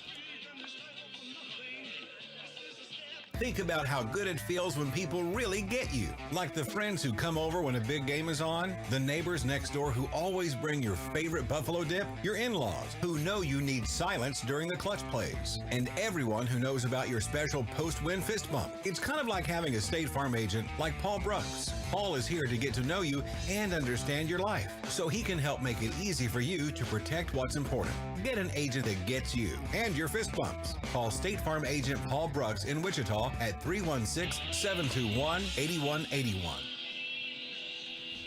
And we're back with you here at Tabor College. I'm joined by one of our starting pitchers, Mike Selleck. And Mike, first of all, congratulations on being named KCAC Pitcher of the Week. That's twice this year. Yes, sir, it is. Thank you. Appreciate it. A lot goes into that. I know.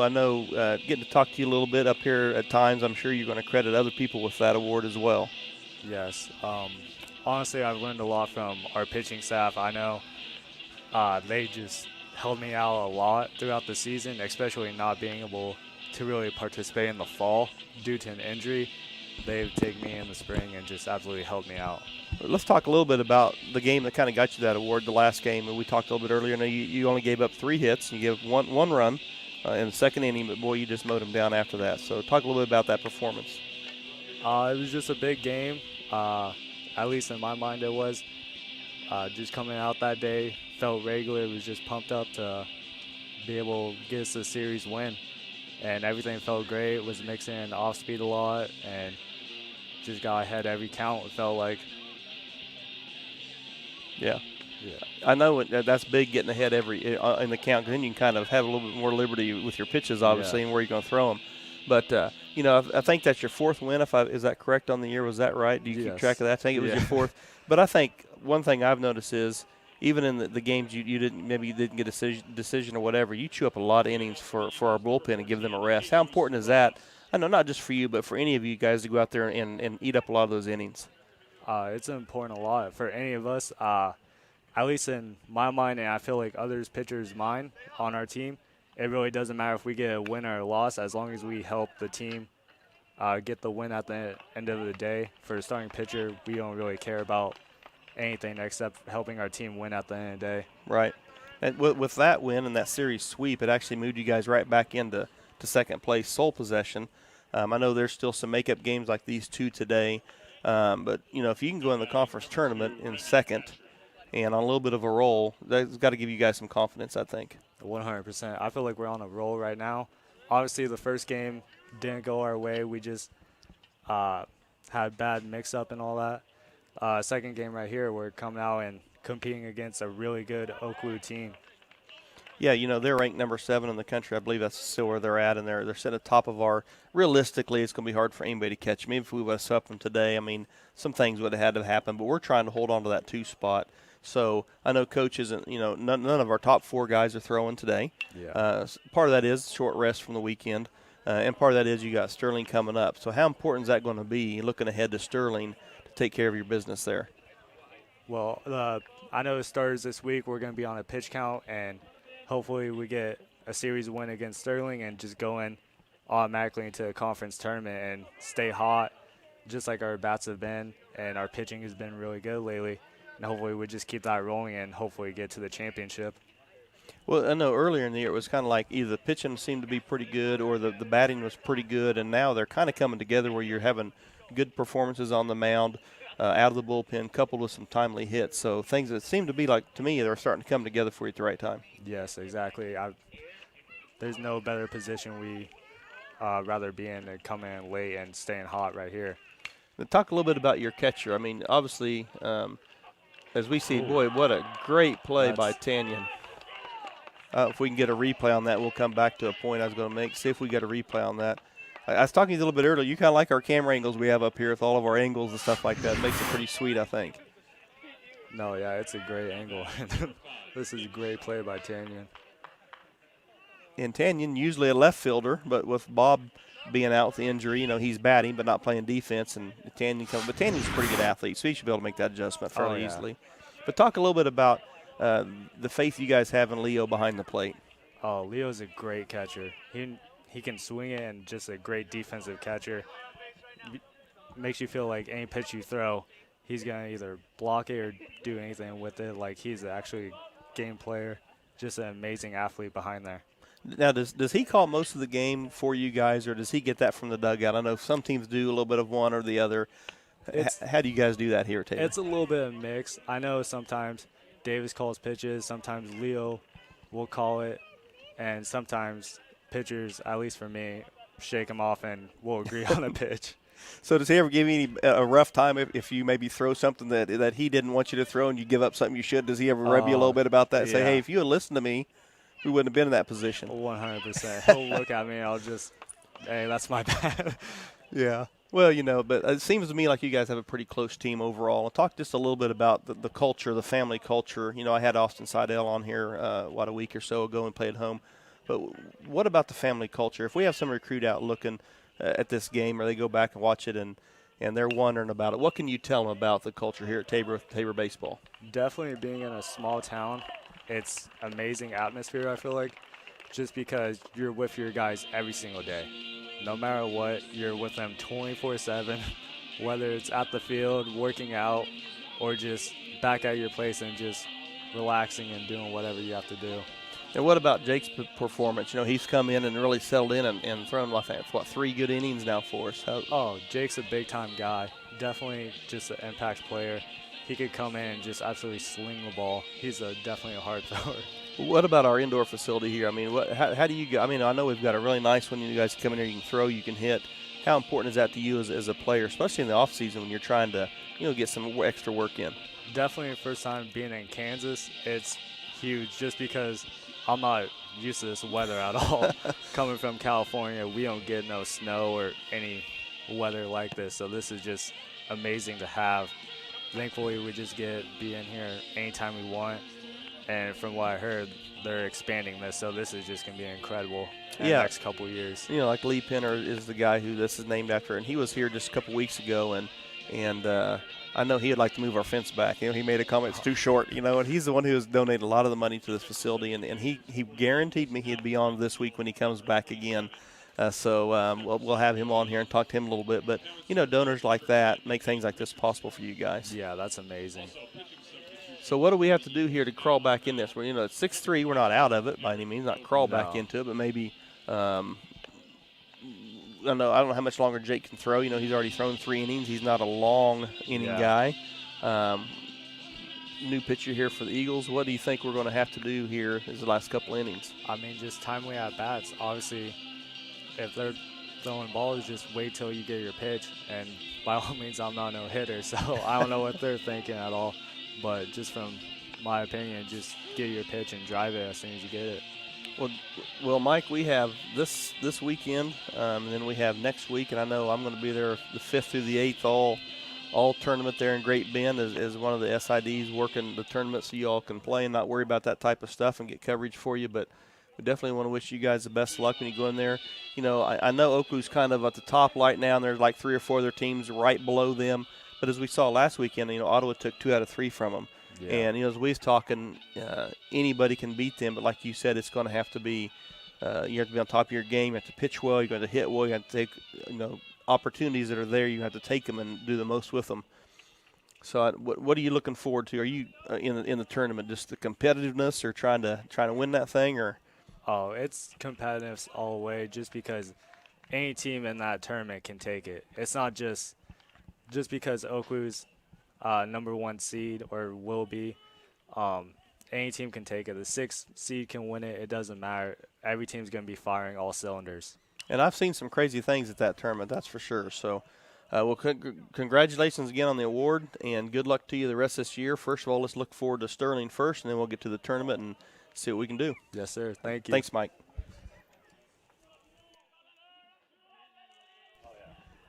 And again, I'd like to thank Mike Selig for stopping in and joining us for the interview there between innings. And he has just been a staple on our pitching staff here this year. As he mentioned, he didn't get to do anything in the fall due to an injury. Boy, he's just really come in. I know talking with Coach Staniford, he's always talking about how good of a job he has done for the team and just willing to do anything. So you put our top 4 guys up there and then bring in our bullpen, and I think we're in pretty good shape.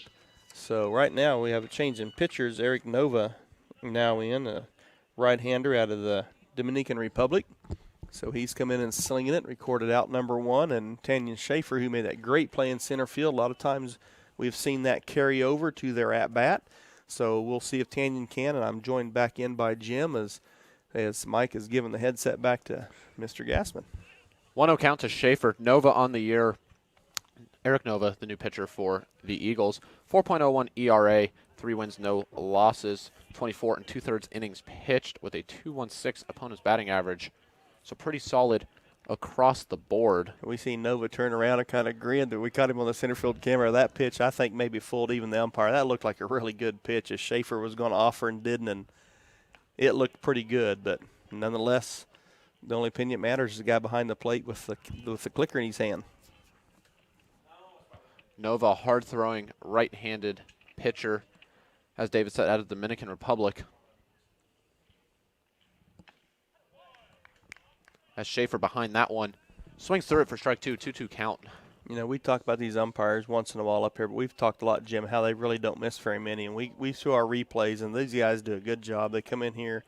They don't get paid a lot to do, KCAC baseball, but they do a good job, and they're in it for the right reasons. So we see Schaefer fouling off, and I would believe that might be Coach Staniford's parents over there. They usually park there. That way they can watch from their vehicle, and they're kind of use that tree and any poles in the way as a deterrent from any foul balls. I think they've been hit at least once, though. And Schaefer. And Nova just throws his hands up, wonder where that one was. The third baseman doesn't like it. Don't see a lot of reaction out of the dugout. In fact, I think their head coach kind of turned over and told a few of them to maybe pipe down as he's looking down there, but didn't miss by much. That one will miss for ball 4. Schaefer able to work a walk. That brings up the right fielder, number 32, Rudy Vasquez.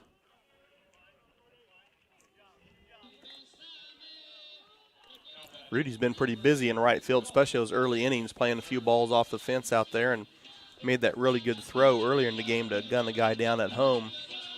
So let's see if he can get the bat working here with Schaefer on first, down 3, bottom of 5. Again, this is a 7-inning game. It's game 2 of the doubleheader.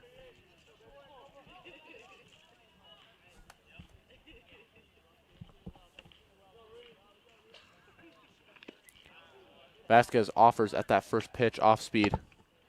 Gets caught out in front for strike 1.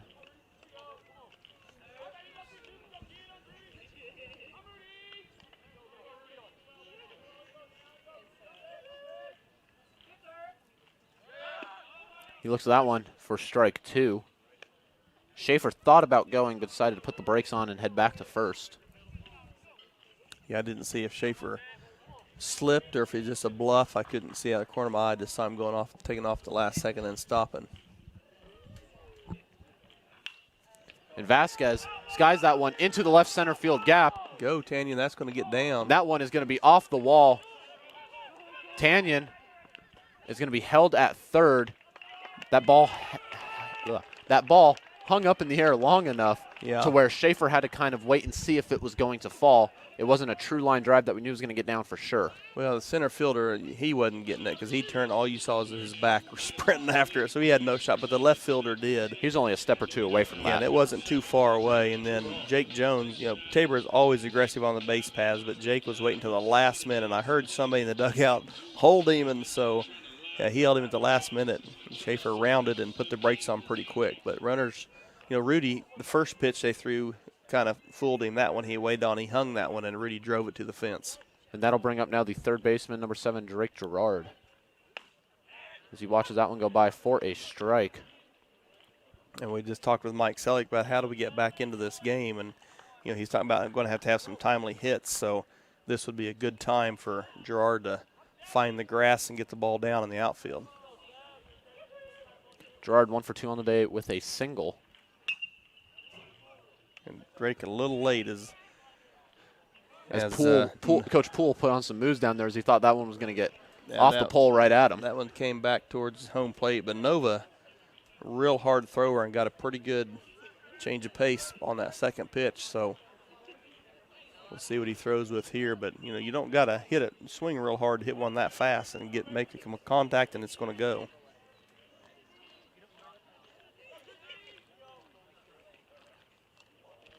0-2 pitch to Gerard in the dirt for a ball.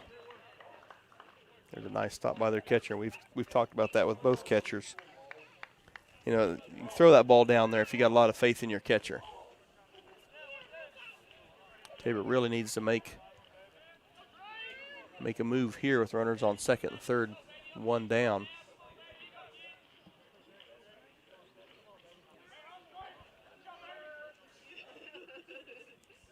Here comes the 1-2 pitch to Gerard. Another off-speed pitch, and Drake pulled that one.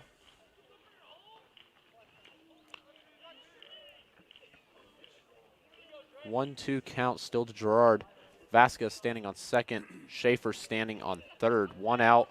The bottom of the fifth. Blue Jays down 3.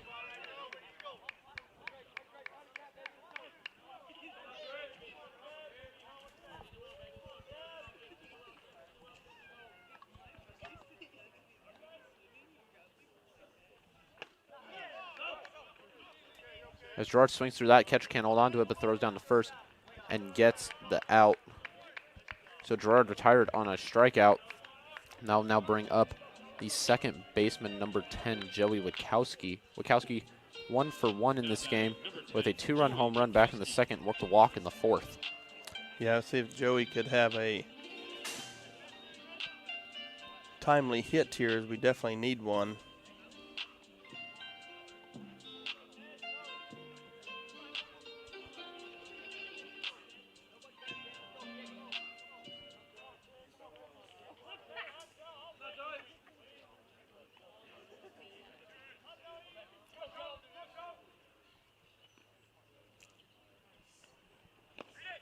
And that ball's by him, and Schaefer is going to score easily. Good job by Tanyan getting the secondary lead there. As soon as that was in the dirt, he immediately broke. Rudy moved up to third. So anyway we can get runs, we need them.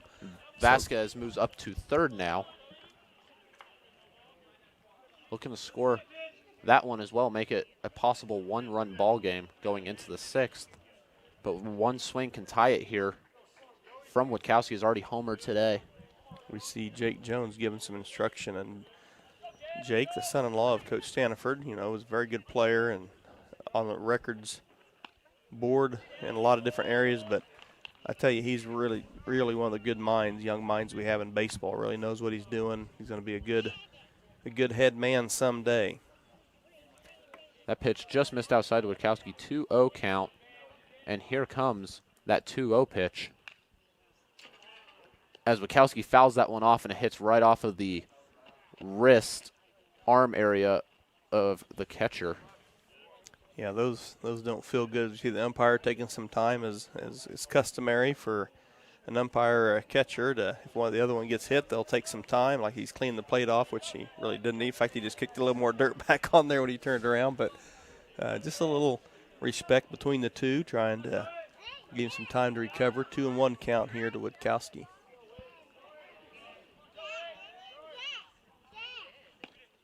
Witkowski thought about it, but holds up. 3 balls, 1 strike. That's tough to do with a guy throwing as hard as Nova, because if you're late, you're late. You're not catching it. And good job by Joey there to let that one go down on the dirt on the outside.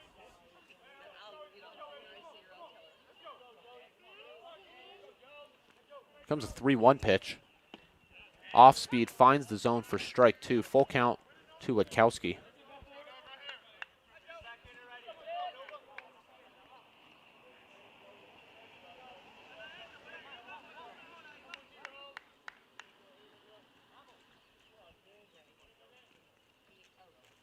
Here comes the 3-2 pitch.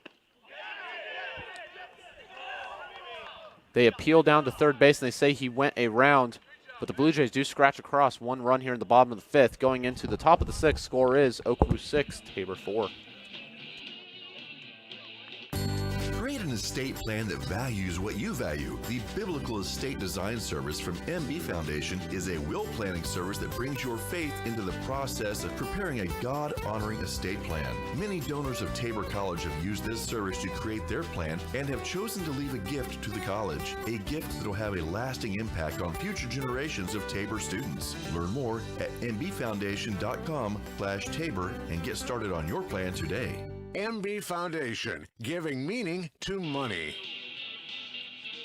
Panzer Chiropractic Clinic is a supporter of Tabor College and proud to treat our Tabor students and athletes. Panzer Chiropractic Clinic offers affordable chiropractic care for the entire family. We offer spinal adjustments and cold laser therapy, decompression and flexion distraction therapy, and are board certified in acupuncture as well as DOT certified. Come see us at 122 South Main Street in Hillsboro or call Panzer Chiropractic Clinic for an appointment today at 620-947-3157. Since 1962, the Eitzen Agency has specialized in insurance for churches, colleges, and faith-based ministries. As an independent insurance agency representing Brotherhood Mutual and other fine companies, they can find the right policy for you at the best price. For more information, call the Eitzen Agency at 800-375-2553 or go online to EitzenAgency.com. That's EITZEN agency.com. The Eitzen Agency, proudly supporting Tabor College athletics for 3 generations.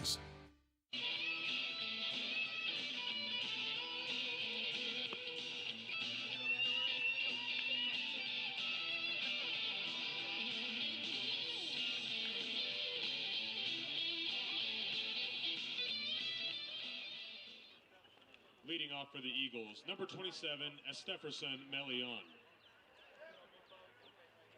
Top of the 6th we go. Jake Espedia out for another inning of work. Score is 6-4, OKWU.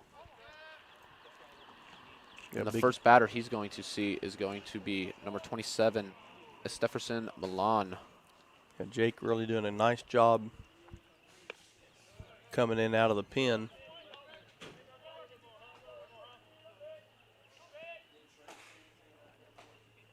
I don't believe he's allowed a run, has he?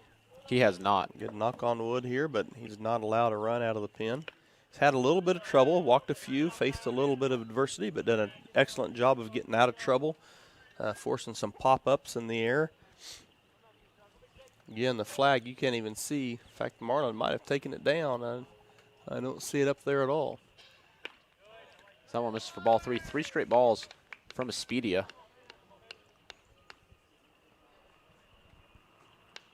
That's the guy we like to thank for all his work, Marlon Jansen. He takes care of all the athletic facilities south of the highway. Of course, Tim on the grounds crew, they help with baseball. All the baseball guys work on the grounds crew. So we see a walk issued there by Jake. But it takes a lot of people to keep the field in good shape, put games on, and we just appreciate everybody's effort. Chris Glanzer come out today and fixed our scoreboard camera. Got a cable up there, so appreciate that. That'll bring up the shortstop, number 11, Hector Mannon. 2 for 3 on the day with a couple singles in this game. So he watches that first one go by for a strike. Good pitch by Jake. Way to get ahead.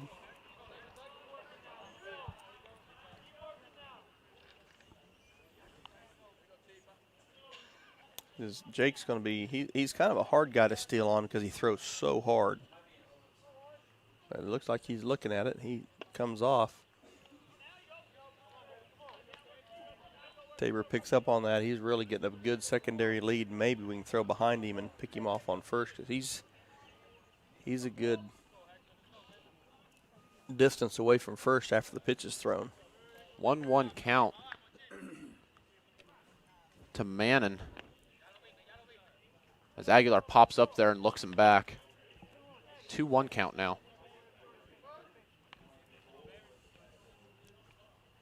As you'll be able to see from this angle, probably pretty good. If watch after Jake throws the pitch, watch how far off Milan is.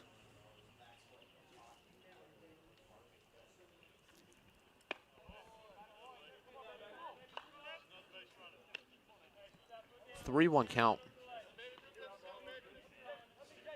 to Mannon.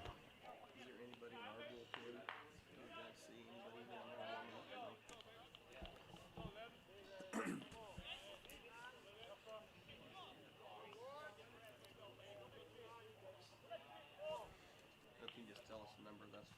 3-1 pitch finds the corner for strike 2. Count is now full at 3 balls and 2 strikes. Mannon, I think, was just, I don't know if he's already just trying to get the first, trying to talk the umpire into calling that ball 4 or not, but doesn't really argue, just goes back in the box. And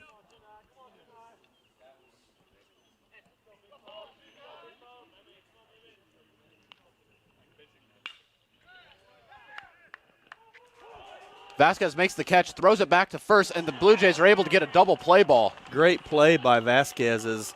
We talked about how far off he was, and he got even a little further off trying to get a little bit of a lead to see, and Rudy with a great play and did a great job of taking his time. Sometimes you'll overthrow that, but Vasquez, great job of just getting his feet set, throwing it back for the double play. You see the replay right here as he's over halfway down, and he's just dead in the water as we throw that one back.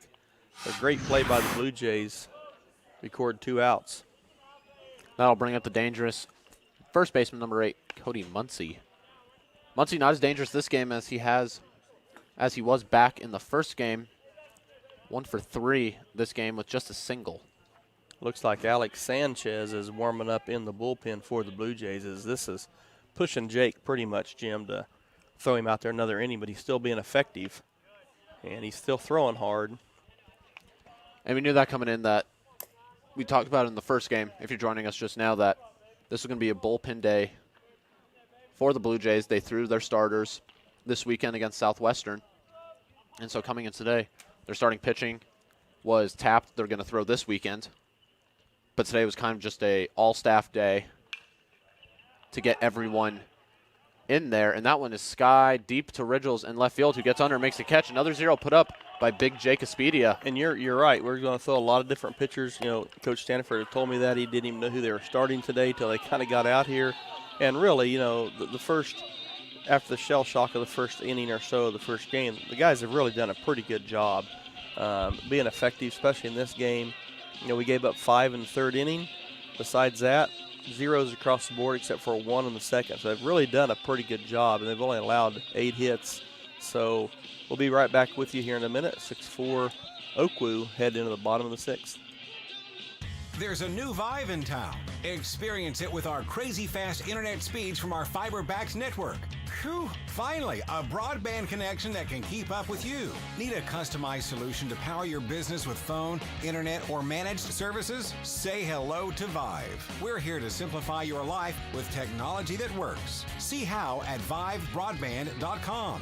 That's VYVE broadband.com. It's time to turn your Vive on.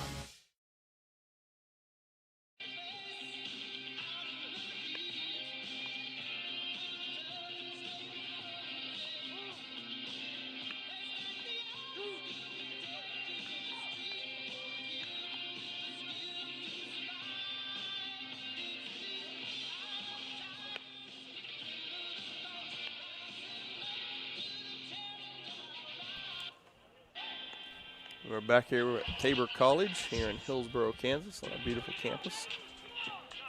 Bottom of the 6th we go. 9-1-2 due up for the Blue Jays, and leading that off is going to be the left fielder, number 4, Brandon Ridgels. Ridgels 0 for 1 so far in this game with a ground out, issued a walk back in the 4th inning. It'd be really nice if Tabor could put some runs up on the board, actually get ahead going into that last at bat, even if it's by 1. See how this team responds. They responded okay down earlier, but that late in the game, see how OKWU would respond, especially if they just dropped 2 of 3 on the weekend. That first pitch to Ridgels flipped in there for a strike.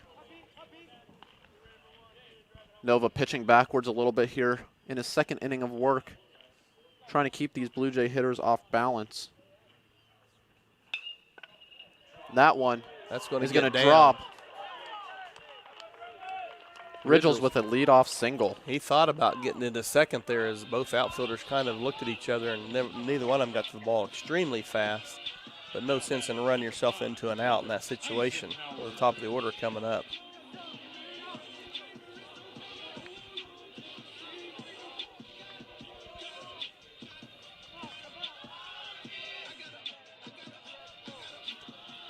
Now batting for the Blue Jays is going to be designated hitter number 5, Bob Eisenhower.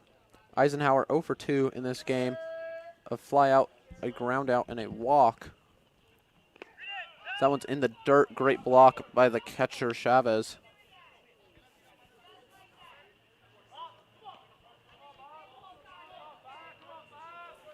Eisenhower definitely looking to get on base with his speed, and Ridgels moving him down. Third baseman's not in either. He's just right on the edge. That one's lined. down the left field line. Eisenhower with a single. Ridgel stops at second. Eisenhower pretty pumped up as he's taking off the garden gloves now. I'm going to give those to Coach Poole over there as you can take these leather gloves off, well, at least one of them. He's going to put on one of those protectors to protect that hand. I was talking to him earlier. You know, he said it was feeling better. If you just joined us, he did hurt that a couple games ago on a slide into home. But he said also he didn't actually notice that he hurt his thumb. He knew he hurt his finger, but he also hurt his thumb. But he said he's feeling a little better. It's just, you know, an adjustment trying to bat. And he said that's the most frustrating thing is he can't swing and grab the bat like he wants. But right there, good enough for a base hit into left field. So the umpire going out and moving them along. And part of that may be, too, is it's overcast day today. The lights here at Tabor are not. We don't use them very often, just sometimes at the very end of the game. And we don't want anything to go late into the night as Johnson steps into the box. And now batting, like you said, Dave, is going to be the shortstop, number 1, Matt Johnson. Johnson 0 for 2 in this game with a walk. Johnson showing bunt. That's a beautiful sack bunt by Johnson. Boy, nice bunt by Matt. That one just died about 2 feet, 3 feet in front of the plate. And, no, that one, if he could have got it to roll a little more towards third base, he might have beat that out because he hustled down the line and made the close to play, as we'll see right here. As that ball does just die. As you can see, it doesn't even make it to the grass. Just beats him by a step.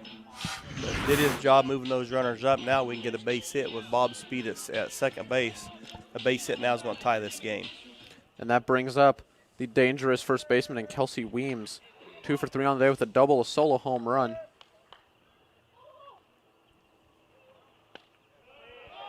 Low. Weems wanted that one but decides to hold back. And since he does, he gets rewarded. Ball 1. If you know Kelsey's mentality, it might be he wants to put us up 1, not just tie this game. But hopefully he just tries to do what he can. Not too much with it, get it in play, and let's see what happens.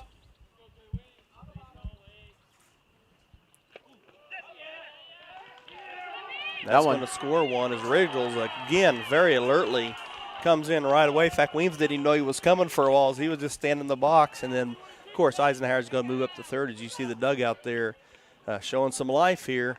Down 1 with a tying run 90 feet from home. And it looks like the coach from OKWU is going to make a change. Number 44, Brendan Bell, right-hander from Arlington, Texas, coming in. We will be right back right after these messages. Hillsboro Ford is your local, family-owned and operated full-service Ford dealer, serving Marion County and the surrounding areas. Come and see us at Hillsboro Ford for all of your automotive needs. Whether it's purchasing a new or used vehicle or visiting our well-trusted service department, our staff is committed to give you a top-notch experience. We service every make and model and can handle all service jobs, including tires. We're at 202 South Main Street in downtown Hillsboro and online at hillsborofordks.net. Hillsboro Ford, where service makes the difference. Sooner or later, you might need some extra storage space. When that day comes, Fleming's Mini Store-All is ready and waiting. Fleming's Mini Store-All has 5 locations and has been serving the Hillsboro and Marion area since 1990. They've got a variety of storage size options and can even handle boats and RVs. To learn more, just visit FlemingsMiniStoreAll.com or give them a call at 620-382-5550. Fleming's Mini Store-All, the solution for your storage problems. And we're back with you. I think Dr. Hunt is looking in the baseball box for donuts, I think, Jim. There's none in there. She's hunting around for them. But let's talk a little bit. You're a pitcher, and you're going to come in. How difficult, or is it not difficult at all, to come in inheriting 2 balls on a batter already and the tie and run at third base? Especially, it's different if you come in and it's a new batter. Right. No matter the situation, but the fact that you're coming in mid at bat, 2 balls, no strikes, it almost is an advantage in your sense because Weems has already faced the other pitcher once, and now he's faced him for half his at bat now, and now he's got to try and adjust to a new guy that he's never seen before. But as a pitcher, and I used to pitch, but it's been a long time ago, you're coming in, if you throw 2, you don't have the opportunity to throw 2 bad or waste pitches. If you do, he's on first. You got to be, yeah, exactly. You got to be really, as a pitcher, this isn't the situation you want to be thrown into. Right. You want a dream for every pitcher is to be thrown into a brand new fresh inning, no runners on, no outs. That's not always the case with these relievers. They get thrown into tough situations. I don't like this if I was a pitcher. Right. It's tough to do. We'll see how Brandon Bell responds and see what he can do here. And you can see the infield for OKWU's cutting it, ground ball, trying to cut that run at home. Right. So now Weems can just get one between them. It's going to go through. And then you see that slower velocity that Bell has compared to Nova. Nova is really, that threw Weems off a little bit. See Weems adjust. That will miss it for ball 3. So there's that. Now you're down one more ball he's on, and good chance he goes to second with his speed as well. And then even then, like you said, if we go steal second, do they want to throw it down, or are they going to give us that bag? Then you have Eisenhower coming home if you throw down. As Weems chops that one foul. Yeah, Kelsey kind of discussed with himself. He kind of looked up at the sky like, man, I missed that one. He knew it was coming. He about has to throw a fastball over the plate right there. Otherwise, Weems is on first. But as a pitcher, this isn't an ideal situation for a pitcher, but it's something that if you're a competitor and you love to do it and you love to pitch, you're not going to shy from it. Mm-hmm. So he's probably loving that he's thrown into this situation as he offers and does not go, works a walk down to first. Yeah, that wasn't close. That last inning, I believe it was, we had one and we went. But this one wasn't even close. Kelsey clearly held up. Brings up Aguilar to the plate with runners on first and third and a lot of speed on the bases for the Blue Jays with only one out. As we'll get to the replay here. No, that's not even close. So it'll be interesting to see how the Blue Jays play this with speed on the bases. And that one hits the outside corner for a strike.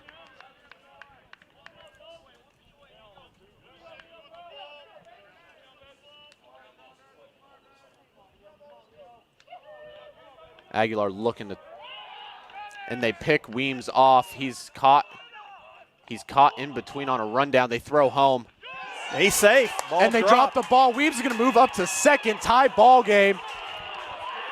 So good heads-up play. You know, Eisenhower, and what I like about that is as soon as Bob took off, he went. There was not going to be catching me in a pickle like Kelsey at first. He sprints home, and again, there's that speed.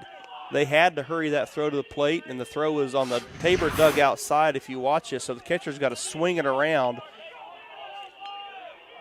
Now, here comes Eisenhower now. If you see that throw is on the dugout side, the Tabor dugout side, opposite of where Eisenhower's coming in, so he's got to catch it swinging around. And Eisenhower's speed, he tried to swing it too fast and didn't catch it cleanly. So, hey, we got a break we needed, but heads up. So now we've got another the go-ahead run stand on second base.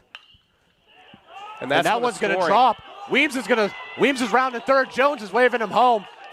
There's going to be a play at the plate. Weems is in there. He's safe. Aguilar's going to move up to second base. And all of a sudden, the Blue Jays are on top 7-6 in the bottom of the 6th inning. And we just saw something you don't see from a team as good as OKWU. They have thrown the ball all over the infield from first to home, and then this time from the outfield to home, and then back out to first. And actually, you had 4 guys chasing the ball into left field, and their third base was about open. But so you'll see all the everything going on as Leo drives in Weems. Again, that's the speed of the Blue Jays causing problems. As you see here, can't field it cleanly, and we've talked about that a lot. I talked about that with Stanford, is they have to field it, throw it, catch it, tag them. All we got to do is run and get the plate, and so they couldn't do it. Defensively, did it. Defensively, a lot of things have to go right for a play like that to happen. And one thing goes wrong, and what happens, happens. Schaefer, nice swing. He was trying to get that one out in the grass. And right now, they're OKWU a little rattled. But we said if we can get ahead, let's see how they play down late in the game. So now we're up 1 with only 1 out and good speed and Shannon at second. I think the most important thing for Schaefer right here is to keep the line moving. Stay within yourself. Don't try and put us up 9-6. That would be great. Yep. But stay within yourself. Keep the line moving and just try and get a base hit to the outfield, hit the ball hard, and see if we can get Johnson home standing at second. And that was a good swing there by Tanyan on that. He fouled that one off. He wasn't doing too much with that one. He went down and got it. It was a good pitch to hit, especially with how he swings the bat. You see the left fielder playing pretty far off down there. As he lines that one to center, it's going to get over his head. That's going to score Johnson easily. Schaefer's going to end up on third. Nope, he's going to stop. A good play stopping at second. As again, we see Tabor coming to life. And the Blue Jays now up 2. Schaefer roped that to center field. Again, didn't try to do too much like you said, Jim. Just put the ball in play, make a nice firm swing. And the ball carried. Hey, there we go, up 2. That right there is one of those line drives that you think is going to sink, but it kind of just rose on the center fielder at the end. And we see it right here off the bat of Schaefer. It just kept rising. We see it right there with the center field camera, just off his glove. So now, again, Schaefer in scoring position with Vasquez at the dish. And there goes Schaefer to third. Yep.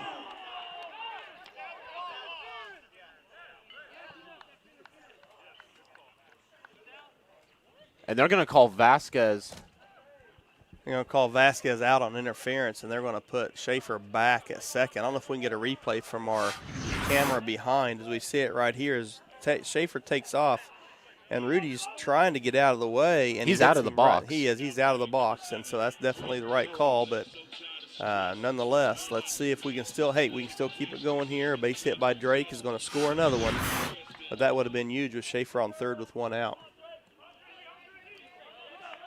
We're going to point out Rudy's done an awful lot of good things this game. His defense has really helped. He swung the bat well.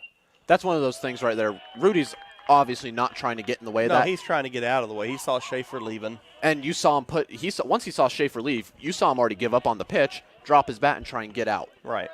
It was just an unfortunate thing that happened where catcher threw and hit him. You just stay in the box, and then no matter what, there's not interference. Well, you get out of the box. Gerard fouls that one off. No balls, 2 strikes to Gerard. 1 for 3 on the day with a single. Looking to get another one here and push that Blue Jay lead to 3 going into the top of the 7th.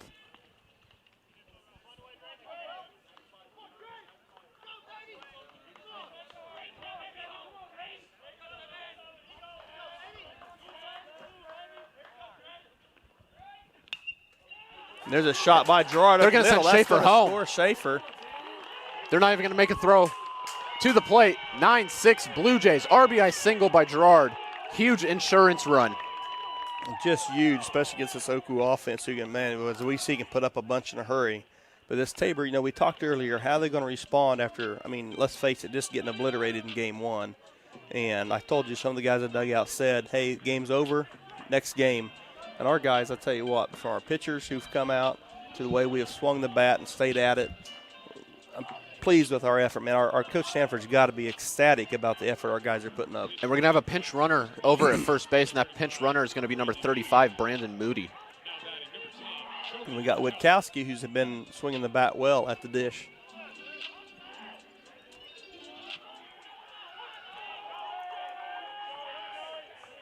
And we can hear up here, Jim, we can hear, I think Joey, I was looking at the batter, we can hear our dugout really getting after it. I know we saw some shots of guys scoring, and, man, they're pretty pumped up right now. And again, we talked earlier about probably not going to catch OKWU, but this would be huge in keeping us in second place. Where, let's face it, a lot of teams have thought, OKWU's going to beat you twice. We're going to be tied with you. It's got to be a little bit demoralizing. Then we can go in and take care of business next weekend. Well, like we talked about earlier today, OKWU coming in, before even this last weekend, they only lost 1 conference game, and that was to Kansas Wesleyan.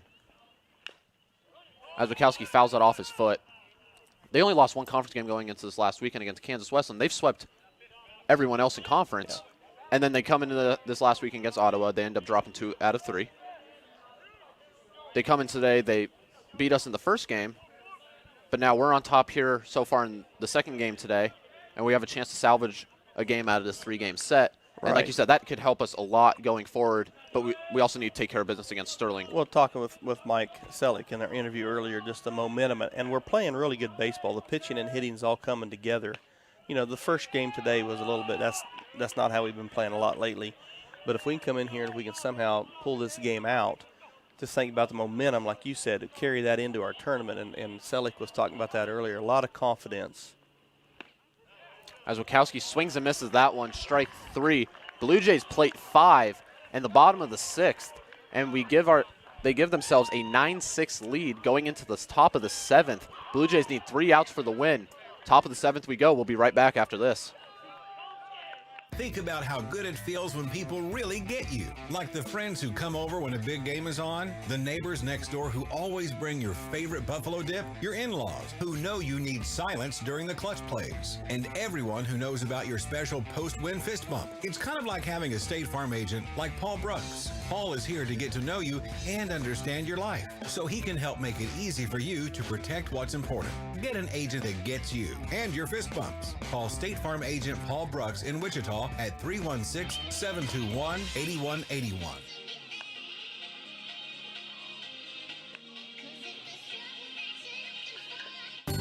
Create an estate plan that values what you value. The Biblical Estate Design Service from MB Foundation is a will planning service that brings your faith into the process of preparing a God-honoring estate plan. Many donors of Tabor College have used this service to create their plan and have chosen to leave a gift to the college, a gift that will have a lasting impact on future generations of Tabor students. Learn more at mbfoundation.com/Tabor and get started on your plan today. MB Foundation, giving meaning to money. A couple of substitutions for you. New pitcher is going to be Austin Seidel, and now coming in at first base is going to be number 33, Josh Jones. You saw him in the first game. Coming in now for defensive reasons, as we know, great defensive first baseman. We saw him make a great play last game on the double play ball. We saw him make a really good play, and kind of a surprise as we talked about Sanchez warming up. Then we see Austin Seidel, the KCAC strikeout leader, walking out here, and a lot of that's a surprise because he took one off the hand, and he was talking to me a little bit earlier about he was going to throw some long toss today and see how it felt. This game's very important, obviously. We were just talking with Mike Selleck, and they were saying, well, I need to know if I'm going to do. I got to get my stuff. He didn't have his stuff here. So Austin going to come in now and see if we can't shut him down. He's got a tall order in front of him. 3-4-5 due up this inning. It's going to be our best against their best. And that first batter he's going to see is the dangerous Isaac Worsland. It's better to see him now with no one on base than to see him later on in the inning. That first pitch misses for a ball. Worsland 1 for 2 on this game. That first one is going to find its way up the middle for a leadoff single. Yeah, it's a little bleeder up the middle. That was not hit well, but hit well enough to get right over second base. So runner on. Now batting number 35, Danny Perez.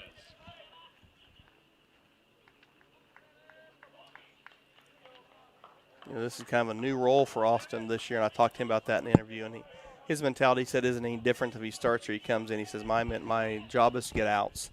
Doesn't matter if it's in the first or the last. He's going to just do what he does. And that's going to bring up now the designated hitter, number 35, Danny Perez. Perez 0 for 1 with a couple of walks and a strikeout.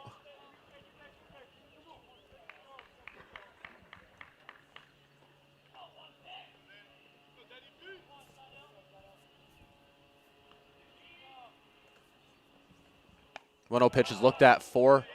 Ooh, wow. The ball, 2-0. Very close pitch.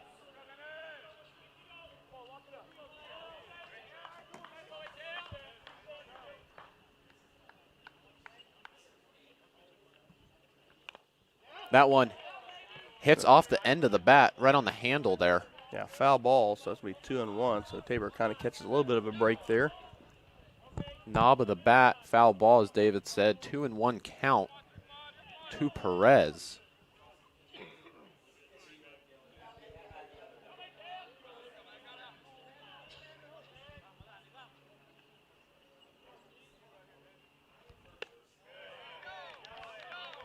Seidel kind of looking at his hand there after that pitch. So you wonder, you play long toss like he was with Selleck earlier. We just talked with Mike a little bit. There's a difference between that and coming in, your adrenaline's going, and you're trying to close out a game against the number 7 team in the country. –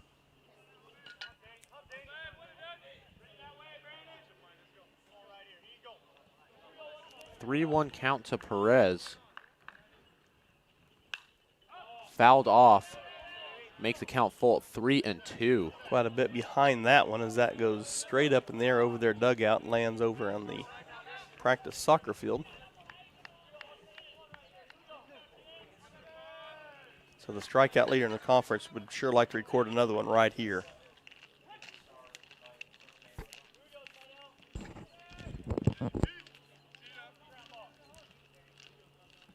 Here comes that 3-2 pitch. Fouled off, so we will do it again. Now, how will this game affect moving forward? Typically, Seidel throws that last game of the series anyway, so he'd have about as long a rest as he possibly could before Saturday's late afternoon game, early evening game.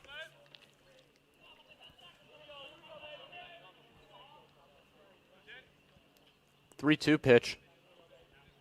Here it comes. Swung on and missed for strike 3. As you said, the strikeout leader in the conference records another one. Boy, and you hear our dugout just erupt, and you can tell the difference in the body language of our guys this game as we see Seidel here rear back and Perez just way late on this. Not a chance. And Perez, give him credit. He had timed a couple of them up where he at least get a bat on it, but that time just late.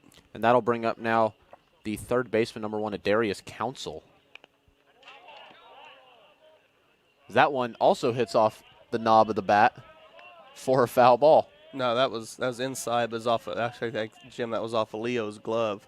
I saw the umpire throw his hands up, so I thought he called foul ball right there. Yep. Oh, he did. Okay. I thought that you were right, but then I thought when the way he responded and the batter responded, I thought it was just. But you're right. If it would have been off the glove, runner could have went to second. So.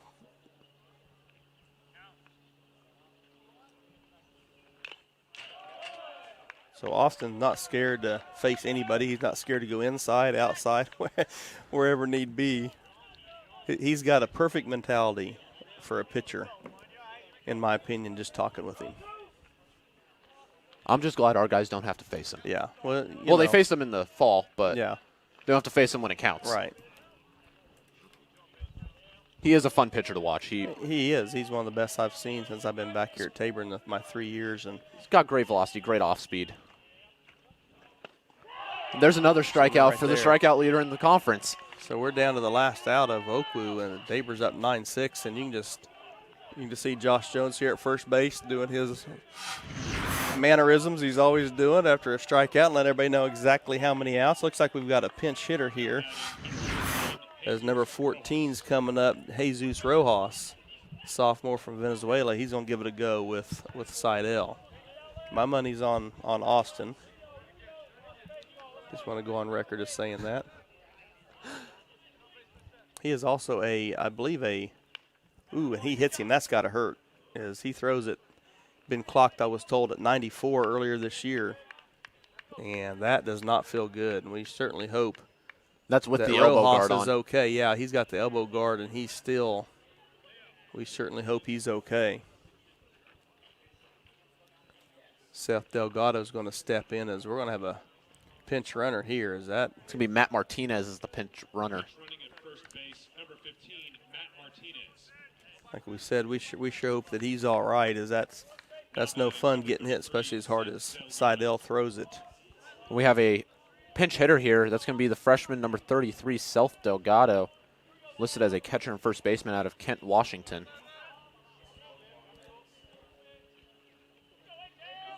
Well, this shows you the importance of this game. When Stanford takes him and puts him in the game,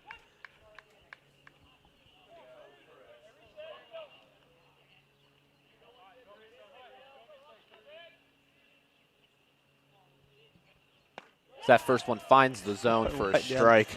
Well, there's some debate as we talked, is he even going to throw Seidel? And, talking with Mark earlier, he goes, I'd really not like to show it to him, show him to OKWU. But again, like we just talked a minute ago before we got back on the air, hopefully not too many people are going to see him, just a few batters.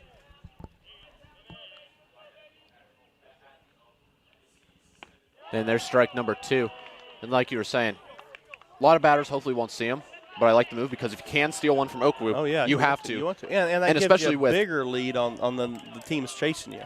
And as we talked about how there's that kind of jumbled mess for 2, 3, and 4 between us, McPherson, and Kansas Wesleyan.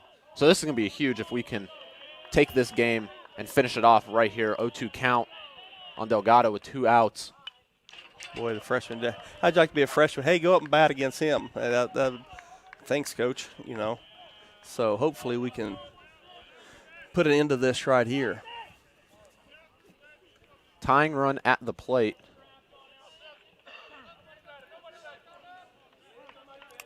Westland standing at second now. Martinez pinch running for Rojas at first.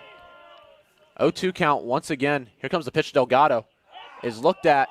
Ooh, wow. And misses outside. Seidel not happy with that call at all. Leo's not either. As he turns around, they ask the umpire where it. I'm telling you, they don't miss many, but that one he missed. I'm just afraid to say that was, unless Leo was set up way far. Leo never moved his glove. Seidel looked to hit his spot right there on the outside corner, but home plate umpire calls it a ball. 1-2 count to Delgado.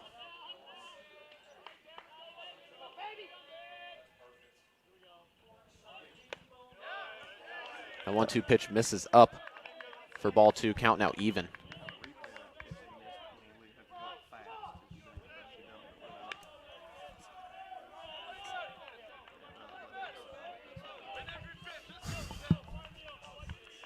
Count even at 2-2.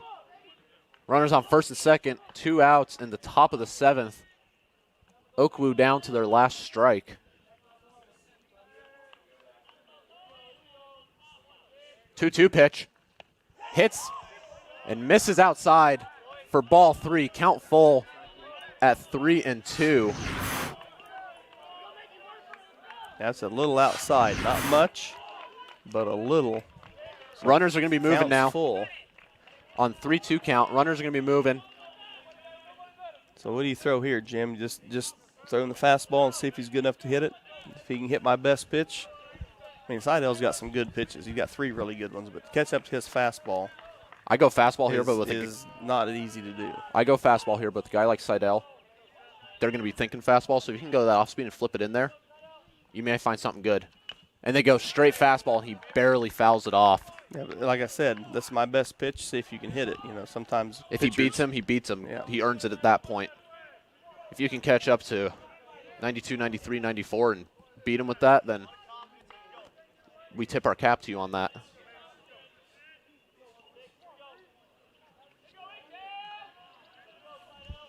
Yeah, I figured that after I saw him with the fastball. The last time I was wondering if it was outside. 3-2 pitch once again. And here it comes. Swing and a miss. Out. Seidel's Blue pumped. Jays win game 2. They get a game and salvage a series against Oklahoma Wesleyan, and that is going to be huge going forward for the Blue Jays. Final score 9-6. David, how do you feel after that game? I tell you, that was, you know, Seidel coming in and closing it out was obviously awesome. But I tell you what, like we said earlier, you look at what our other guys did pitching, then you look at our timely hitting we finally got there, especially that last inning. We played our baseball, aggressive on the bases, put the ball in play. We're not a home run hitting team for the most part, you know. We just aren't. But our guys putting in play, putting the pressure on the defense of the Eagles. And I'll tell you, most times they're going to come up and they're that good. Oklahoma Wesleyan is a very good ball club, and I know Coach Stanford would tell you that.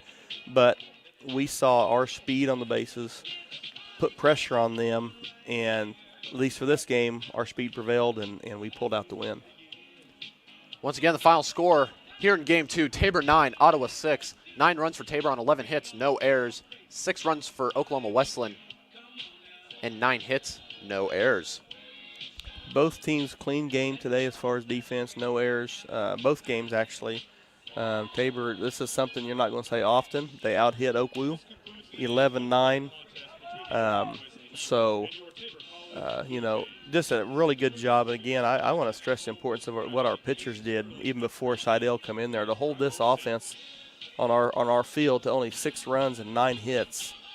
Speaks volumes of what they did, and hopefully moving forward, this will bode well for us. We'll take a break, and we'll be right back with you in just a minute.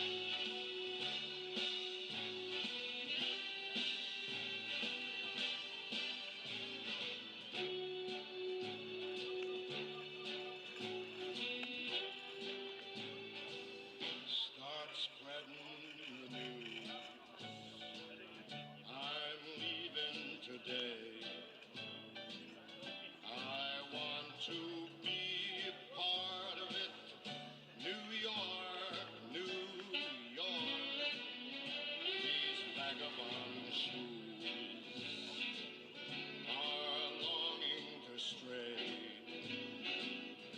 right through the very heart of it. New York, New York.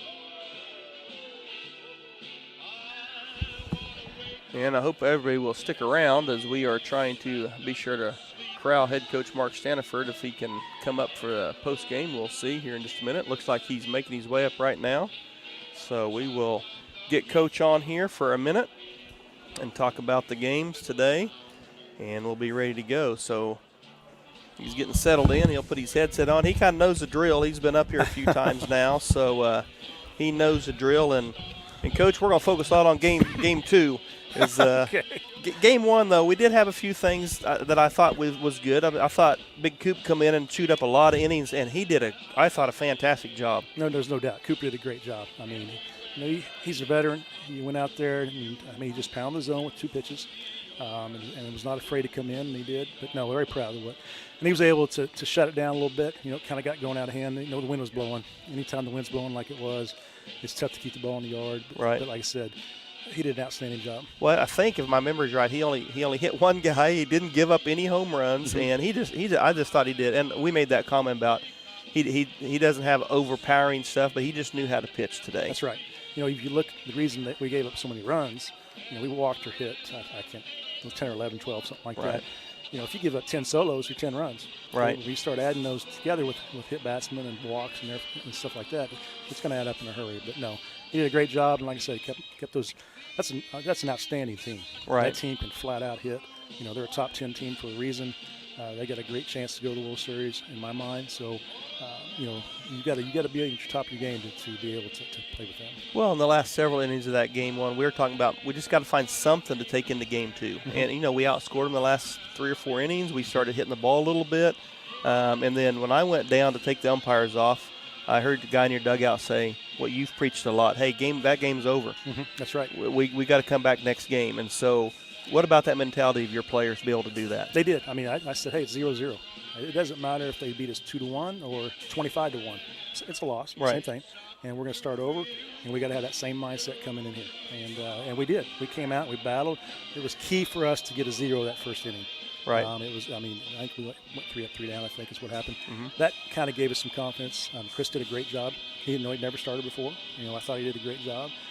Jacob came in and was outstanding. Right. Just outstanding. He held us, and he threw probably more innings than he's thrown ever since he's been here.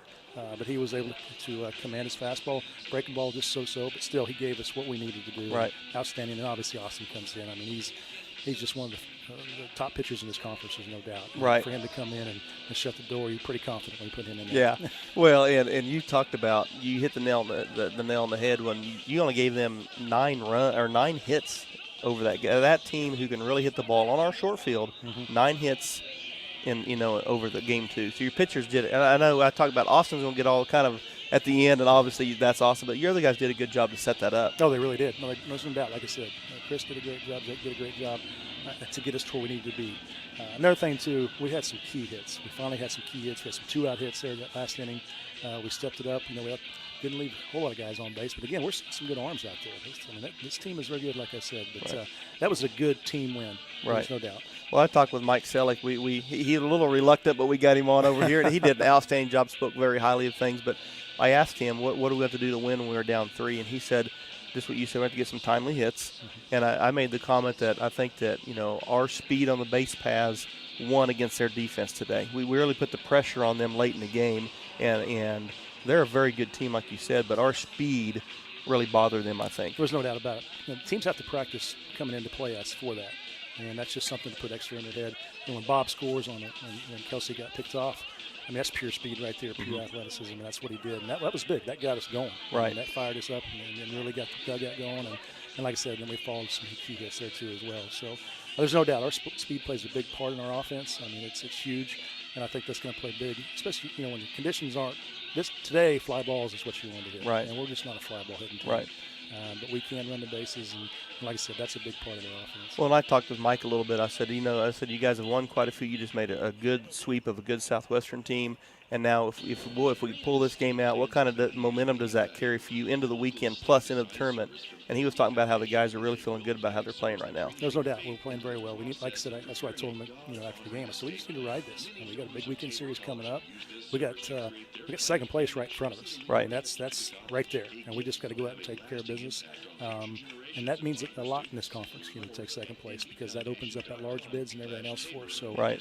We need to stay focused and be able to do that. For us to get first place, we need a ton of help. Right. And that's going to be very tough to happen. But that said, if we can continue to ride this, because again, then our tournament starts next week, and then we got to be ready to go for there.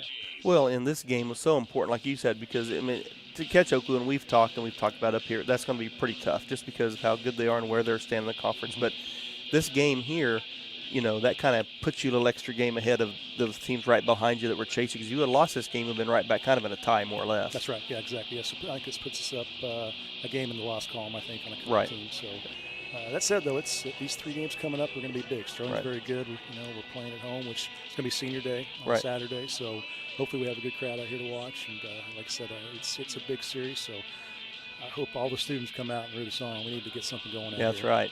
Well, Coach, thanks for joining us, and congratulations. I know that, boy, it was a tough game 1, but, boy, it was great watching game 2 and the excitement you guys had coming back in the dugout. And, it was just fun to watch game 2. And congratulations and good luck this week. Appreciate it. I'd like to thank Coach for joining us. And you want to come on? Come on. And we're going to be joined by Austin Seidel, so stay with us just for a minute as the big guy is going to come up here. And I think he kind of likes us now. We got him up here about a week ago or so, and we're going to be joined by Austin. And here he is. So, Austin, first of all, congratulations. I think you were probably shocked you might have was going to pitch today after talking with you up here. First of all, how's your hand doing? Hand's doing good. Did what I had to do, and I'm very fortunate to have the trainers that we have that I was able to do and get a big win for us today. So. Yeah, and, we talked a little bit about, we saw you coming in. We had a shot of the bullpen, and they told me that Sanchez was warming up. Then all of a sudden you come walking out there. But, your mentality just going there today, talk a little bit about the importance of getting this win. It was a very important win. Shout out to all of our hitters. Our coaches got them together and said, hey, we're going to come together. We're going to win this game. And it was kind of surprising because, back like you said, Alex was supposed to go in, and it turned into a 6-9 ball game. And, just the mentality stays the same. Just that killer mindset and coming in. And this was a big game to win because it keeps us in second going into this home series against Sterling. And I had Mike up here, like one of your pitching buddies, earlier, and talked to him a little bit about just the confidence you guys are playing with right now. You just had a sweep of a good Southwestern team on the road. Now you've taken 1 of 2 here. And just talk a little bit about the confidence level of you guys right now. I think the confidence is at all-time high. We're going into the end of the season. Flew by quick, but I think confidence is we're going to go into the Sterling game, especially after this game with, the confidence that, hey, we play our game. We can pull out games that, for a minute it looked like it wasn't too good going right. into the 6th. And we just played our game. We sticked our course, and our hitters are, top to bottom. They're good hitters, and they proved it today. Well, I think, Coach and I are talking a little about your speed. Your speed put the pressure on their defense, and they're a really good team, but your speed won today. You pressure on making good throws to the plate, and you guys beat some stuff in there. But, some guys got to throw today that normally don't get a throw. Kind of our top 4 guys didn't throw because you just threw this weekend, and you're getting ready to throw again this weekend. But how important that is for you, especially as a pitcher, to see your fellow pitchers who may not throw a lot get to go out there and do what they did today for you, especially in the second game. Oh, that's awesome. Seeing those guys, Jake, he's doing his thing and he's coming around. That was awesome to see. We had Chris, usually a closer. He came out and started, and it's just arms that we needed to see come together going into this last series and now playoffs. And it's awesome now that we have our pen top to bottom, just like our hitters. We're going to be really good if we can pitch, locate, and just do what we do overall. Good. Well, Austin, thanks for joining us, and good luck to you. Coming, like Coach said, hopefully we'll get a lot of students out this weekend for Senior Day on Friday and Saturday, and if you guys can get through that and get into second place, and who knows what's going to happen with OKWU, but they're obviously a good team, but you guys proved you can beat them, and so hopefully we'll get down to the tournament, and good luck to you down there as well. All right, thank you for having me. Thank you. All right, that's it from Tabor College. We've earned the split with OKWU, sitting in second place all alone. Thanks for joining us. We'll see you on Friday.